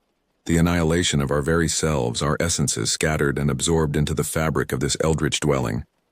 And yet, it would end the cycle, I said slowly, the words feeling like lead on my tongue. No more hunts. No more innocent people being forced into impossible choices. But at what cost? Tom argued, his voice rising with a note of hysteria. Our lives? Our souls? Everything we are or ever could be. Kara reached out, finding Tom's hand and squeezing it gently. Sometimes, she said softly, the greatest acts of heroism are the ones no one ever knows about. I felt a chill run down my spine at her words. She was right, of course. If we chose to sacrifice ourselves to the house, there would be no glory, no recognition. We would simply cease to be. Our families would never know what happened to us. We would become another tragic statistic, 5 young people who went into the woods and never came out. But we would save others from facing this nightmare. We would close whatever breach in reality had allowed entities like the caretaker to prey on our world. It's not just about us anymore, Lena said, voicing what we were all thinking. We have a responsibility now. Knowledge we can't unknow. Ryan nodded slowly. The needs of the many outweigh the needs of the few, he quoted, a wry smile twisting his lips. Never thought I'd be using Star Trek logic to contemplate sacrificing myself to an extra-dimensional house entity, but here we are. A laugh bubbled up in my throat, equal parts humor and hysteria. Soon we were all laughing, the sound tinged with desperation and fear, but also a strange sort of acceptance. In that moment, I knew what our decision would be. I could see it in the set of Kara's jaw, the determined glint in Lena's eyes, the resigned slump of Tom's shoulders, and the grim nod Ryan gave me. We were going to do it. We were going to sacrifice ourselves to save others. As our laughter faded, replaced by a solemn silence, I took a deep breath. Are we all agreed then? I asked, needing to hear it spoken aloud. One by one, they nodded. Kara and Lena clasped hands. Tom straightened his spine, squaring his shoulders as if preparing for battle. Ryan met my eyes, a silent understanding passing between us. With our decision made, we returned to the study to confront the caretaker. He seemed to sense our resolve immediately, his inhuman features twisting in a mix of surprise and what might have been respect. We declared our choice to sacrifice ourselves to the house to end the cycle of terror once and for all. The caretaker's reaction was a mix of rage and fear. He attempted to dissuade us, alternating between threats and promises of power. But our unity gave us strength and we stood firm in our decision. As we committed to our choice, the house itself seemed to come alive around us. The walls pulsed with an otherworldly energy, and we could feel the very fabric of reality straining. The caretaker made one last desperate attempt to stop us, revealing his true form, a nightmarish amalgamation of shadow and teeth. But it was too late. The house had accepted our offer.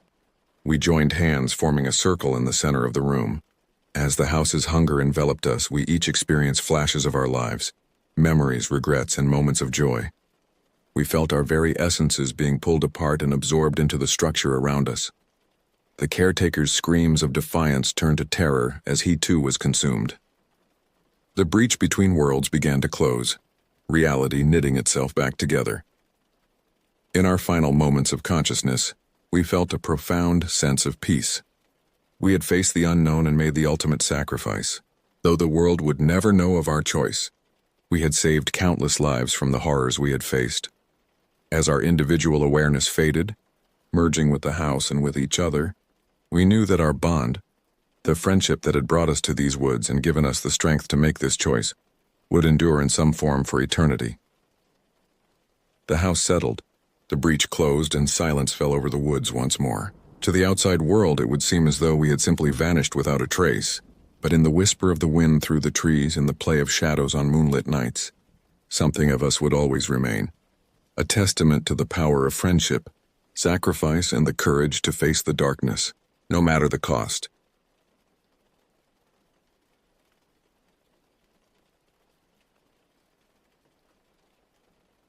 My name is Brady, and I'm about to tell you about the night that changed everything. It was just yesterday, but it feels like a lifetime ago. My hands are shaking as I type this, and every shadow in my room seems to hide unspeakable horrors. But I need to get this down to try and make sense of what happened. I'm a freshman in high school, caught in that awkward phase between childhood and adulthood. You know how it is. One minute you're laughing at stupid jokes with your friends, the next you're facing terrors you never knew existed. It was a Saturday, and the school year was winding down. The air buzzed with anticipation. Summer vacation was so close we could almost taste it. But there was something else in the air too, a tension I couldn't quite put my finger on. Looking back, I wonder if it was a warning, a premonition of what was to come. I have this tradition. Every year, as school's ending, I invite my best friend Gavin over for a sleepover. It's our thing, a night to forget about exams and parents and all the pressures of being teenagers. We stay up late, gorge ourselves on junk food, and go for walks in my neighborhood when the world is quiet and it feels like we're the only ones alive. Gavin and I have been inseparable since 5th grade. We're into the same stuff. Urban exploration, conspiracy theories, pushing boundaries. He gets me in a way no one else does. Or at least I thought he did. After last night, I'm not sure I know anything anymore. I sent him the usual text. "Hey Gavin, sleep over this Saturday."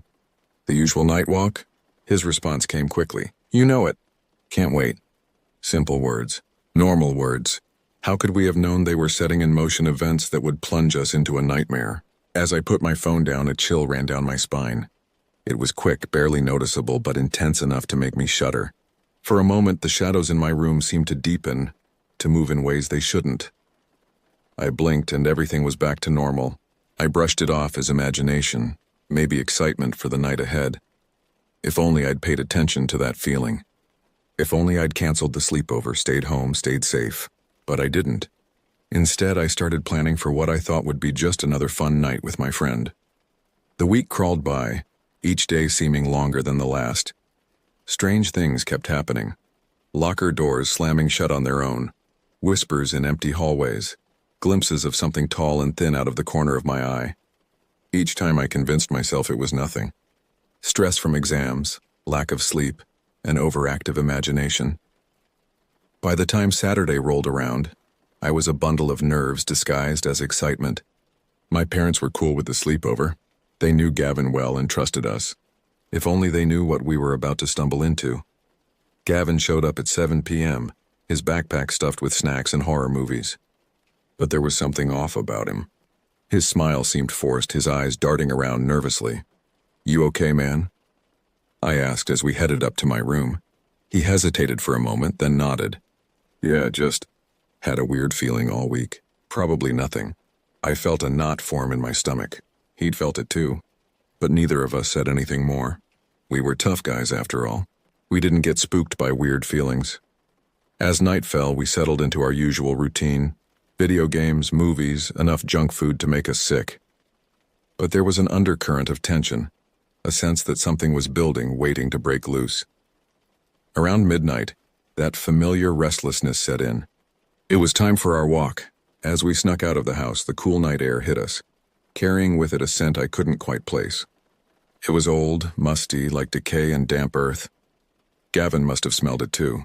He wrinkled his nose, looking around warily. "Where to tonight?" I hesitated. I had an idea, one that had been forming all week. It was risky, possibly stupid, but the pull was irresistible. "I was thinking," I said slowly, we could check out my old house. You know, the one in the woods?" Gavin's eyes widened. "The one down that creepy lane?" "Dude, that's like an hour's walk from here." "Yeah, but think about it.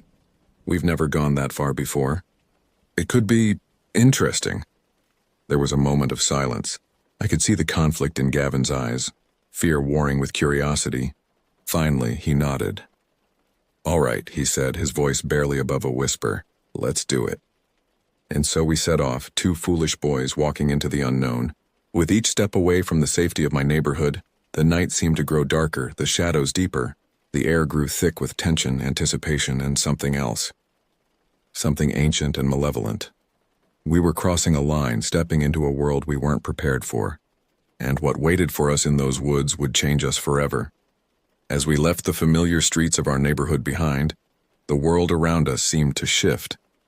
The comfortable glow of streetlights gave way to the pale, eerie light of a moon, partially obscured by clouds. The air grew colder, carrying a damp, earthy scent that made me think of graveyards and hidden things. "Brady," Gavin whispered, his voice tight with tension. "Are you sure about this?" I wasn't, not really. But something was pulling me forward, an irresistible force that I couldn't explain. "Yeah," I lied, trying to sound confident. "It'll be fine." We walked in silence, the only sounds our footsteps and the occasional rustle of wind through the trees. As we neared the old rocky lane that led to my former home, the shadows seemed to deepen, moving in ways that defied logic. The lane stretched before us, a pale ribbon cutting through fields of stubbled corn. In the daylight, it would have been mundane, even boring. But now, under the watchful eye of the moon, it felt like a threshold to another world. Our pace slowed as we stepped onto the gravel. Each crunch under our feet sounded like a gunshot in the stillness of the night. I felt exposed, vulnerable, as if unseen eyes were watching our every move. "Do you hear that?" Gavin suddenly asked, freezing in place. I stopped, straining my ears. At first, there was nothing but the sound of our breathing and the faint whisper of wind. Then I heard it, a low, rhythmic sound like footsteps, but not quite. It was as if something was dragging itself along the ground, always just out of sight. "It's probably just an animal," I said, not believing my own words. We pressed on, but the sound persisted, sometimes fading away only to return louder than before. By the time we reached the tree line at the end of the lane, we were both on edge, jumping at every snapping twig and rustling leaf.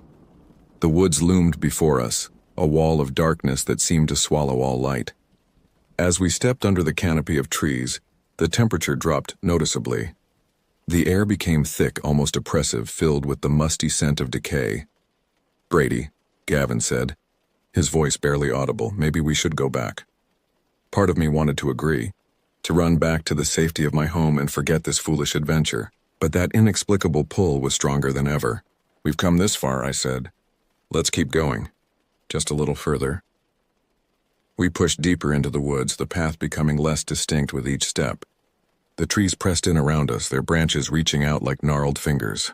And all the while, that strange dragging sound continued, always just behind us, always just out of sight. Then, without warning, the woods fell silent. The wind died away, leaving an unnatural stillness in its wake. Even our footsteps seemed muffled, as if the very air was absorbing all sound. That's when we heard it, a woman's scream, high and piercing, filled with terror and pain.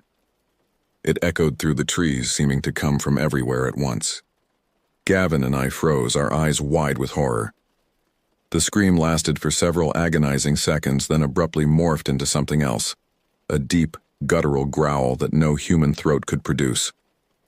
It was a sound of hunger, of rage, of something ancient and malevolent. "Run!" I yelled, my voice cracking with fear. We bolted, crashing through the underbrush, branches whipping at our faces. The growl grew louder, accompanied by the sound of something large moving through the forest behind us. Whatever it was gaining on us. In a moment of panic, I glanced over my shoulder. What I saw in that split second turned my blood to ice. A figure stood among the trees, impossibly tall and thin. Its limbs were too long, bent at unnatural angles. And its eyes. 2 pinpricks of light that seemed to bore into my soul. We ran faster than I thought possible, our lungs burning, hearts pounding. The rocky lane appeared ahead and we sprinted towards it, the sound of pursuit never far behind. As we burst out of the tree line onto the lane, I risked another look back. The figure stood at the edge of the forest, motionless, its eyes still fixed on us, gleaming with predatory intensity. We didn't stop running until we reached the end of the lane, collapsing onto the familiar pavement of our neighborhood streets. As we lay there, gasping for breath, the reality of what we'd experienced began to sink in. What was that thing?" Gavin panted, his face pale and streaked with sweat. I shook my head, unable to form words. The image of that creature was burned into my mind, its inhuman eyes still watching me even now. We made our way back to my house in silence, jumping at every shadow and sound. Neither of us slept that night. We sat in my room, lights blazing, jumping at every creak of the house settling. As dawn broke, Gavin left. both of us making weak promises to talk later. But we both knew things would never be the same between us. We had seen something that defied explanation, something that shattered our understanding of the world. In the days that followed, we tried to rationalize what had happened. Maybe it was a prank or a hallucination brought on by fear and exhaustion, but deep down we knew the truth. Something was out there in those woods, something ancient and hungry. I've thought about going to the police, but what would I say? Who would believe us? So I sit here, typing out this account, hoping that somehow, putting it into words will help me make sense of it all. But every night, as darkness falls, I find myself staring out my window, towards the woods where my old house stands, and sometimes just at the edge of my vision I see a tall, thin figure watching me, waiting. And I know, with a certainty that chills me to my core, that one day, it will come for me. The woods are no longer just woods. They're a threshold to something darker, something hungry, and we, in our foolish curiosity, opened a door that can never be fully closed. The days following our terrifying encounter in the woods were a blur of sleepless nights and paranoid days. Gavin and I barely spoke, each of us retreating into our own worlds of fear and doubt. When we passed each other in the school hallways, our eyes would meet for a brief moment, filled with a shared understanding of the horror we'd witnessed, before quickly looking away. The nightmare started on the third night. I found myself back in those woods, the trees pressing in around me, their branches reaching out like gnarled fingers trying to grab me. And always there was that tall, thin figure lurking just at the edge of my vision. I'd wake up drenched in sweat, my heart pounding, the echo of that inhuman growl still ringing in my ears. A week after our encounter, Gavin finally broke the silence. He cornered me after class, his eyes darting nervously around the crowded hallway. "Brady," he whispered, his voice hoarse, "we need to talk about what happened." I nodded, feeling a mix of relief and dread. We agreed to meet at the local diner after school, a public place where we felt safer, less exposed. The diner was nearly empty when we arrived, just a couple of regulars nursing cups of coffee at the counter. We slid into a booth at the far end, ordering sodas we knew we wouldn't drink. "I can't sleep," Gavin said without preamble, his fingers drumming nervously on the table. "Every time I close my eyes, I see that thing." I nodded, understanding all too well. "Me too. And sometimes when I'm looking out my window at night, I think I see it at the edge of the woods watching me." Gavin's eyes widened. "You've seen it again? Do you think it followed us?" The thought had crossed my mind, sending chills down my spine every time. "I don't know. Maybe. Or maybe we're just paranoid." We fell into silence, each lost in our own thoughts. The waitress came by with our untouched sodas, giving us a concerned look before moving away. "We need to go back," Gavin said suddenly, his voice barely above a whisper. I stared at him, sure I had misheard. "What, are you insane?" He leaned forward, his eyes intense. "Think about it, Brady. Whatever that thing was, it's real. We both saw it. We can't just pretend it didn't happen. We need answers." "And you think we'll find them by going back to the place where we almost died?" I hissed, anger and fear warring inside me. "Not at night," Gavin said quickly. "During the day, it'll be safer then. We can explore, maybe find some clues about what that thing is, where it came from." I wanted to refuse, to tell Gavin he was crazy, and that we should just try to forget the whole thing. But a part of me, the part that had always been drawn to mysteries and the unknown, was intrigued. And if I was honest with myself, I knew I'd never be able to move on, to feel safe again until I had some answers. "Okay," I said finally, my mouth dry. "But we go prepared this time. And at the first sign of trouble, we get out of there. Deal?" Gavin nodded, relief evident on his face. "Deal." As we left the diner, I couldn't shake the feeling that we were making a terrible mistake. But it was too late to turn back now. We were committed to uncovering the truth no matter where it led us. The next few days were a flurry of preparation. We gathered supplies, flashlights, batteries, a first aid kit, water bottles, and energy bars. Gavin even managed to borrow his dad's old hunting knife, though the thought of using it against whatever we'd seen in the woods seemed laughable. We also did research, spending hours in the library and online, looking for any information about the area where my old house stood. Most of what we found was mundane: property records, old newspaper articles about the development of the neighborhood. But then we stumbled upon something interesting. It was an old article buried deep in the archives of the local historical society. Dated 1923, it told of a series of disappearances in the area. 5 people had vanished over the course of a month, all last seen near the woods where my old house now stood. The article was vague on details, but it mentioned strange sounds and unexplained phenomena reported by locals at the time. "This has to be connected," Gavin said excitedly as we huddled over the microfiche reader. "Maybe whatever took those people back then is the same thing we saw." I wasn't so sure. The idea that this entity, whatever it was, had been around for a century or more was terrifying. But I couldn't deny the coincidence. As we dug deeper, we found more unsettling information. The land had a dark history, it seemed. Native American legends spoke of it as a place of power, but also of danger. Early settlers had avoided it, telling stories of people who ventured into the woods and never returned. The more we learned, the more questions we had. What was this thing? Why had it been there for so long? And why had it revealed itself to us? The night before our planned expedition, I could barely sleep. Every creak of the house, every rustle of wind outside my window set my nerves on edge. When I did finally drift off, my dreams were filled with dark woods and glowing eyes. Morning came too soon. I met Gavin at the end of my street, both of us carrying backpacks filled with our supplies. We'd told our parents we were going hiking, a half-truth that sat uneasily in my stomach. As we set off towards the rocky lane, the bright sunlight and chirping birds seemed to mock the terror we'd experienced that night. But even in the daylight, I couldn't shake the feeling that we were walking into something we couldn't possibly understand or control. "Ready?" Gavin asked as we reached the start of the lane. I nodded, not trusting myself to speak. And together, we stepped onto the gravel, the crunching under our feet sounding like a countdown to something inevitable and terrifying. The rocky lane looked different in the daylight. The menacing shadows were gone, replaced by the warm glow of the morning sun. Fields of corn stretched out on either side, peaceful and ordinary. It was hard to believe that just a week ago this same path had been the site of our terrifying flight from an unknown horror. As we walked, Gavin kept up a steady stream of chatter, pointing out birds and plants, his voice a little too loud, a little too cheerful.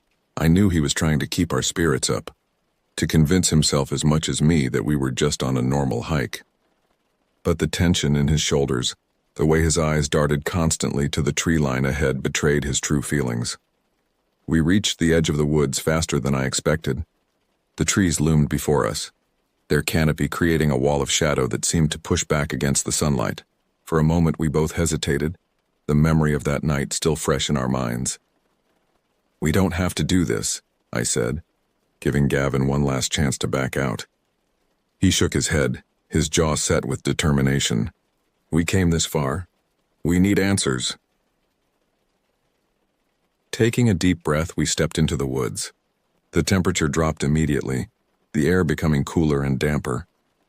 The sounds of the outside world, the rustling corn, the distant hum of traffic, faded away, replaced by the soft crunch of leaves under our feet and the occasional call of a bird high in the trees.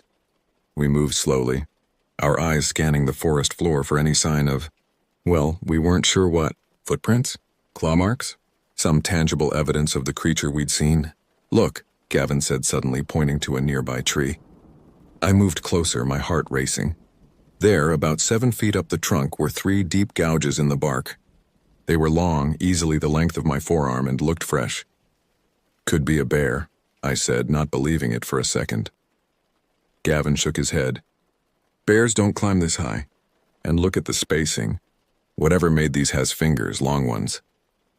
A chill ran down my spine as I remembered the impossibly long limbs of the figure we'd seen that night. We pressed on, now hyper-aware of our surroundings, jumping at every snapping twig and rustle of leaves. As we delved deeper into the woods, the trees seemed to press in closer, their branches intertwining overhead to block out more and more of the sky. The air grew thick and heavy, filled with the musty scent of decay. And always, always there was the feeling of being watched. We had been walking for about an hour when we stumbled upon the clearing.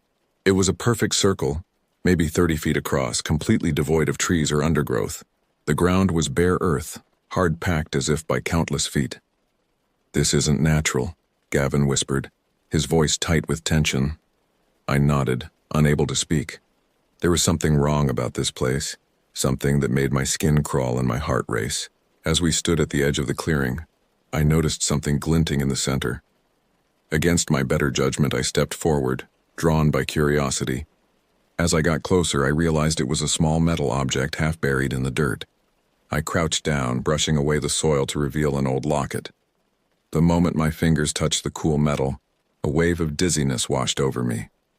The world seemed to tilt and spin, and for a brief, terrifying moment, I wasn't in the clearing anymore. I was somewhere dark and cold, surrounded by the sound of dripping water and the faint echo of inhuman growls. "Brady." Gavin's voice snapped me back to reality. He was shaking my shoulder, his face pale with concern. "Are you okay? You zoned out for a second there." I nodded, my mouth dry. "Yeah, I'm fine. Just got a little lightheaded." I showed him the locket, careful not to touch it directly again. It was old, tarnished silver with an intricate design etched on its surface. When we pried it open, we found a faded photograph inside. A young woman with sad eyes, her clothes suggesting the picture was taken in the early 1900s. "Do you think she was one of the people who disappeared?" Gavin asked, his voice hushed. Before I could answer, a twig snapped somewhere in the woods behind us. We both whirled around, hearts pounding. For a moment, everything was still. Then, from the depths of the forest came a low, rumbling growl, the same sound we'd heard that night. "Run!" I yelled, shoving the locket into my pocket. We bolted, crashing through the underbrush, all thoughts of stealth forgotten. The growl came again, louder this time, accompanied by the sound of something large moving through the forest behind us. We ran blindly, branches whipping at our faces, roots threatening to trip us with every step. I could hear Gavin's ragged breathing beside me, punctuated by quiet whimpers of fear.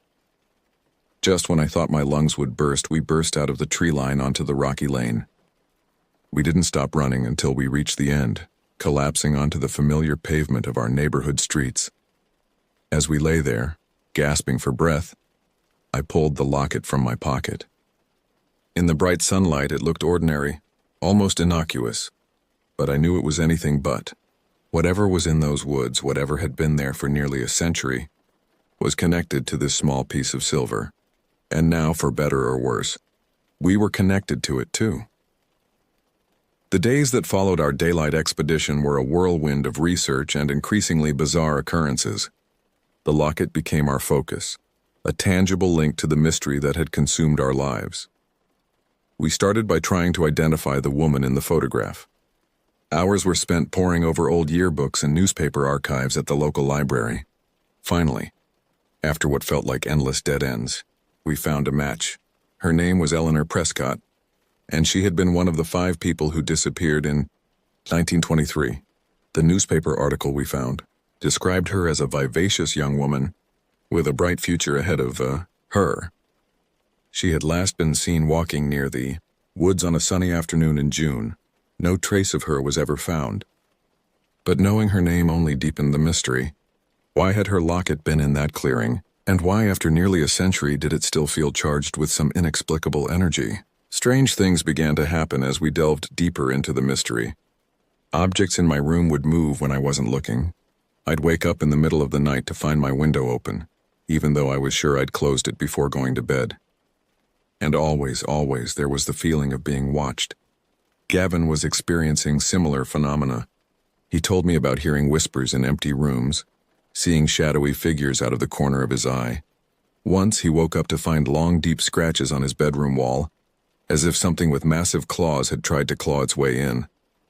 We were both on edge, jumping at every sound, suspicious of every shadow. Our parents noticed our strange behavior, but we brushed off their concerns with vague excuses about exam stress. The breaking point came about a week after our expedition. I was home alone, trying to distract myself with homework when the power suddenly went out. As I fumbled for a flashlight, I heard it, that low, rumbling growl coming from just outside my window. Heart pounding, I slowly turned towards the sound. There, pressed against the glass, was a face. But not a human face. It was elongated, with 2 sharp teeth and eyes that glowed with an inner light. For a moment, we stared at each other, predator and prey. Then, with a sound like tearing metal, it was gone. I called Gavin immediately, my voice shaking as I recounted what I'd seen. He listened in silence, then said the words I'd been dreading. "We need to go back tonight." I wanted to refuse, to tell him he was crazy, but deep down I knew he was right. Whatever this thing was, it was escalating. We couldn't ignore it anymore. We needed answers, and we needed them now. We agreed to meet at midnight at the start of the rocky lane. As I hung up the phone, I couldn't shake the feeling that we were walking into a trap. But what choice did we have? As I prepared for what might be our final confrontation with the entity from the woods, I found myself thinking about Eleanor Prescott. Had she felt the same mix of terror and determination as she walked into those woods nearly a century ago? Had she known what awaited her? I tucked the locket into my pocket, its weight a constant reminder of the stakes we were facing. Whatever happened tonight, I silently promised Eleanor, we would uncover the truth. We would put an end to this century-old mystery one way or another. Midnight found Gavin and me standing at the beginning of the rocky lane, our flashlights casting weak beams into the darkness ahead. The night was unnaturally still, no breeze stirring the leaves, no animals calling in the distance. It was as if the whole world was holding its breath, waiting to see what would unfold. "Are you sure about this?" I asked, giving Gavin one last chance to back out. He nodded, his face pale but determined in the moonlight. "We need to end this, Brady, one way or another." Taking a deep breath, we stepped onto the lane. The crunch of gravel under our feet seemed unnaturally loud in the silence. With each step, the woods loomed closer, a wall of darkness that seemed to push back against our flashlight beams. As we neared the tree line, I felt the locket grow warm in my pocket. I pulled it out, gasping as I saw it was glowing faintly, pulsing like a heartbeat. Gavin stared at it, his eyes wide. "It's never done that before," he whispered. Before I could respond, a low growl emanated from the woods. It was the same sound we'd heard before, but closer now, more hungry. We both froze, our flashlights darting from tree to tree, trying to catch a glimpse of the creature. "We should go back," I said, my voice shaking. But even as the words left my mouth, I knew it was too late. We were committed now. We stepped into the woods, the trees immediately closing in around us. The air grew thick and heavy, filled with the musty scent of decay. Our flashlights seemed to grow dimmer with each step, as if the darkness was actively fighting against them. We had been walking for what felt like hours, but was probably only minutes when we stumbled into the clearing we had discovered during our daytime expedition. It looked different at night, more sinister. The bare earth seemed to absorb our flashlight beams, and the trees surrounding it loomed like silent sentinels. As we stepped into the clearing, the locket in my pocket grew almost painfully hot. I pulled it out, gasping as it burst open of its own accord. The photograph inside was glowing, Eleanor Prescott's eyes seeming to stare right at us.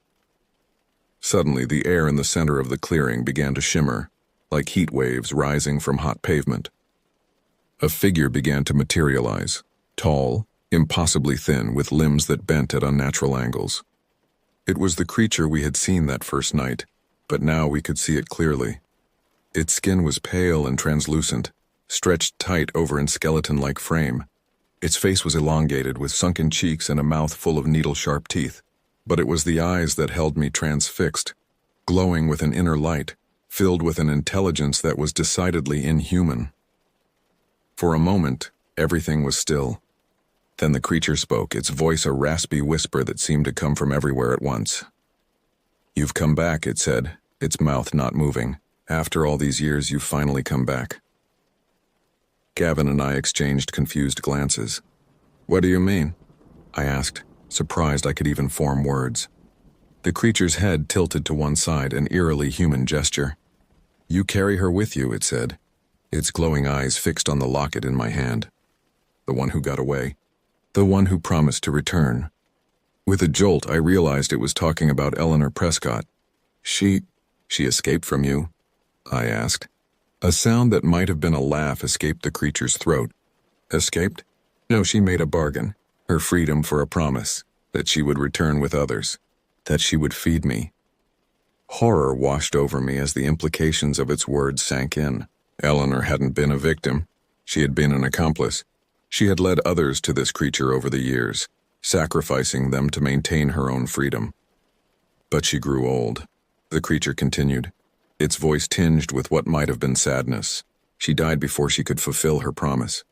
and I have waited hungry for so long.